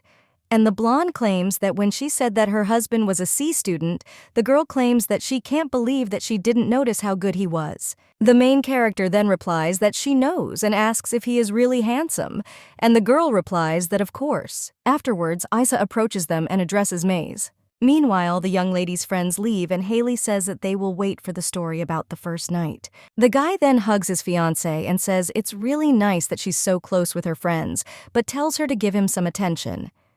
The girl then claims that she was just bragging that Ice was the most handsome man in the world, and Haley finally saw the light. The guy then hugs the young lady tighter and asks what she was talking about with her friends. and she replies that she just told Haley to take a closer look at him. And the girl said that he was really handsome and that she had not noticed it before. Issei thinks that he cast a spell to prevent his face from attracting the attention of other people. And that's all Maze. The young lady now asks Isa if something is wrong because he's all tense. Then it's different that no, and everything is fine because he was just distracted. And the young lady after that says that he so insistently demands attention, but she doesn't get a single drop. After which, the young man only hugs his bride tighter and says that this is impossible because for him, only she exists. The main character then also thinks that it's good that there was no lipstick. Otherwise, he would have smeared everything on his face. The guy is now removing flowers from Maze's hair and says that they had a rather exhausting day. The girl then says how impudent he is because she knew that he would give free rein to his hands. And the girl also says that this is their wedding night. Isa then bites her finger and tells Maze not to tease him. The young man also claims that he wants to devour her whole and can barely restrain himself. After that, he claims that all the hairpins have been removed, and the young lady asks if there were really so many of them. And then she says hubby did a great job and the guy thanks her. Then he asks if she remembers what he said, because if they are married, he will do anything for her. The young lady asks if he does anything, and the guy claims that it was a promise. And he says that what a pity that he chose this outfit, but everything else is entirely up to him. After which the young man comes closer and closer to her face. And when their lips almost touch, then the guy gets up from his seat and heads somewhere. The main character then asks in shock what he is doing. And when the guy even walks around the corner of the room, the girl asks where he is and whether he will leave his wife alone on their wedding night. The guy then claims that he will remove her makeup, and the young lady asks if he even knows how to do it, and if he left to bring this. The guy replies that yes, and he learned because this is one more thing that had to be done so that they could get married. And the young lady claims that this is not bad at all. The guy then claims that he has had a lot of practice, and now he will remove the shadow from above, to which the girl agrees, and thinks about boasting to the whole world about what a wonderful husband she has. But then, the young lady suddenly begins to understand something, and thinks that in order to practice removing makeup, you need someone from whom you will remove it. And in this world, only women do makeup. So the young lady immediately cups her husband's face, and he is a little surprised. The girl understands that she is happy that he washes off her makeup, but she doesn't understand how he dared to touch another woman's face, even if only for practice. So now the girl asks who she is. The guy then tells Maze to be careful because he almost scratched her, and the young lady notes that this is her face and that she wants it and does it, after which she tells him to confess, and Issa, a little puzzled, asks about what. And the young lady then wonders whose slang the makeup was washed off, because he has more than enough similar practices. But the guy then asks if Maze is jealous now. The young lady then says that if he tells the truth, she will be 2 times less angry, and then asks if this is happening. Issei says that if he tells the truth, she will be shocked. And the main character then asks if this means that she was not alone. The guy claims that he did not practice on anyone. He does not want to touch other people, but only her. Well, the young lady then says what a liar he is, because how did he practice then? And the young man replies that there are other ways. But the young lady claims that he said a second ago as if he was practicing on someone. And the young man claims that they often have the opportunity to see her jealous. Maze then asks if he's sure he's not lying, because if she finds out that he's lying, he'll regret it. Well, the guy then swears that he's not lying, and he has no reason to touch anyone else. After all, they are dirt. The young lady then asks what he's talking about, and did he just say something dirty? But the guy replies that he doesn't think so. Then he turns to his sweet wife and says that she must be tired, so she suggests they go and relax in the bathroom. Maze then says that she heard right, and that's exactly what he said. The young lady nods because Isa is kissing her, and the young lady thinks that she wants to talk about it, and that's what she wanted. But when the kiss ends, the girl can no longer think about anything else, except for my husband. Isa then says that he will wash her from head to toe. The main character then understands that conversations are important, but it is not necessary to use only words and let their bodies speak for them today on their wedding night. The next morning, Mr. Sequoia says that Miss Hazelnut is just glowing, and the young lady replies that she recently got married. And lately, she has been constantly in a good mood, and the man then says that if this is the case, then she should put more soul into folding these hearts. And the chief heroine then gets angry and wonders if he tried to do this himself, and then asks if she really gets paid only for wasting her time. However, the man then asks what it means to waste time because this is nonsense, and this task is of global importance. The young lady then asks whether folding hearts is such an important task, and Mr. Sequoia is distinguished by the courts, and that time he failed his promotion, and the main character thinks that she knew it. The man at this time says that this time he will definitely be lucky. The girl just ignores him, and looking at the heart thinks that it turned out very cute. Well, the man then turns to Miss Hazelnut and says that this heart did not work out, after which the main character asks why this also claims that she is no longer Miss Hazelnut, but Miss Lanzell. Well, the man then replies that no, and he cannot pronounce this name, after which the main character says that then he should just call her Maze, and Mr. Sequoia replies, no answer. He wants a promotion and not immersion in eternal sleep, and this girl will not save him. Well, the main character then asks why on earth she should save Mr. Crucio because he should take care of himself because he is an adult. However, the man at this time says that in this case for her he is Mr. Sequoia and nothing else. But the main character then claims that he too doesn't call her what she wants, after which the man decides to change the subject and says that he should return to hearts. After this, the main character hands over a paper craft and says what she made, and the man asks if she wanted to fold the ball, to which the young lady notes that it is a flower. And after that, Mr. Sequoia asks if this is really so, and the main character replies that yes, and then once again turns to Mr. Crucio, but he once again answers that for her, he is Sequoia. The young lady then asks what the palace executive team is like since her husband works there. And the man replies that this is a special unit where many people including him hope to get into, and the young lady then asks what they do, because it looks like her hubby is really talented. Mr. Sequoia then replies that they make the final decision on all matters of the palace, and also act as judges and military commanders, so as the girl can see they are busy people. The young lady then thinks that he speaks of them with great respect, and are they really that powerful? And the young lady then asks, what else can he say about them? The man then replies that their boss can be very angry, and his favorite phrase is that all are useless insects, and he is also great at chopping heads off shoulders. The main character then asks in shock what he is talking about, and whether civil servants do this kind of thing. But Mr. Sequoia then asks if the girl knows how hard it is to chop off heads, and the young people answer that she has no idea, because she never had a chance to try. And the man then tells her to try it sometime, after which the young lady thanks him. I can say that her usual work is enough, after which the butler asks if she is going home already. He also asks why doesn't she move there so as not to waste time on the road. The young lady refuses to thank her, but claims that her husband is waiting for her at home. Mr. Sequoia then says that in this case tomorrow she will spend the whole day folding a bouquet of paper roses. And the young lady replies that she is mortally allergic to bouquets of paper flowers and can fall into eternal sleep trying to fold one, so she is against giving her a normal job. Well, the man after that only says that then they will have to focus on the hearts. He also follows her up by telling her that the heart is the basis of a good relationship, and sometimes it's good to stick to the basics.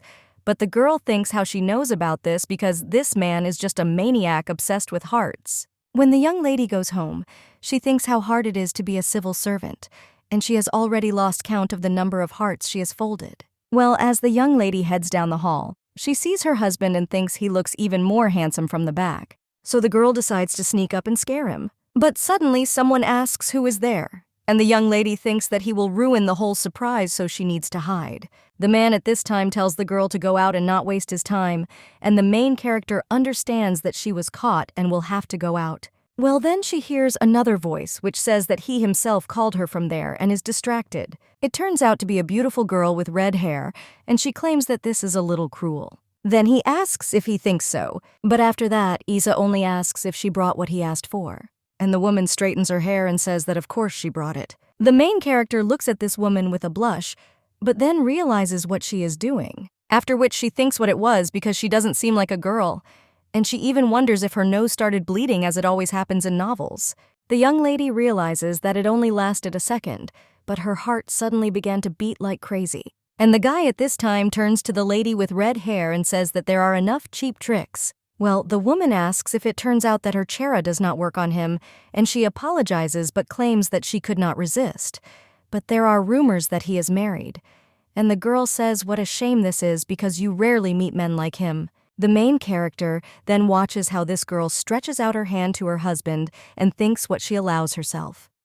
The girl understands that she can't just sit there and she will come out after that. But here the young lady leaves all his thoughts and is very surprised. Looking at the guy, the young lady wonders if this is the Issa she loves. The girl remembers the butler's words that their boss is often angry, and his favorite phrase is that all insects are useless, and he also masterfully chops off heads. The woman with red hair at that time said that it seemed that the guy was still fascinated by this girl, and this was unexpected because everyone thought that he would quickly get tired of her. But Issa then claims that he would devour her if he could, but she is unable to get tired of him.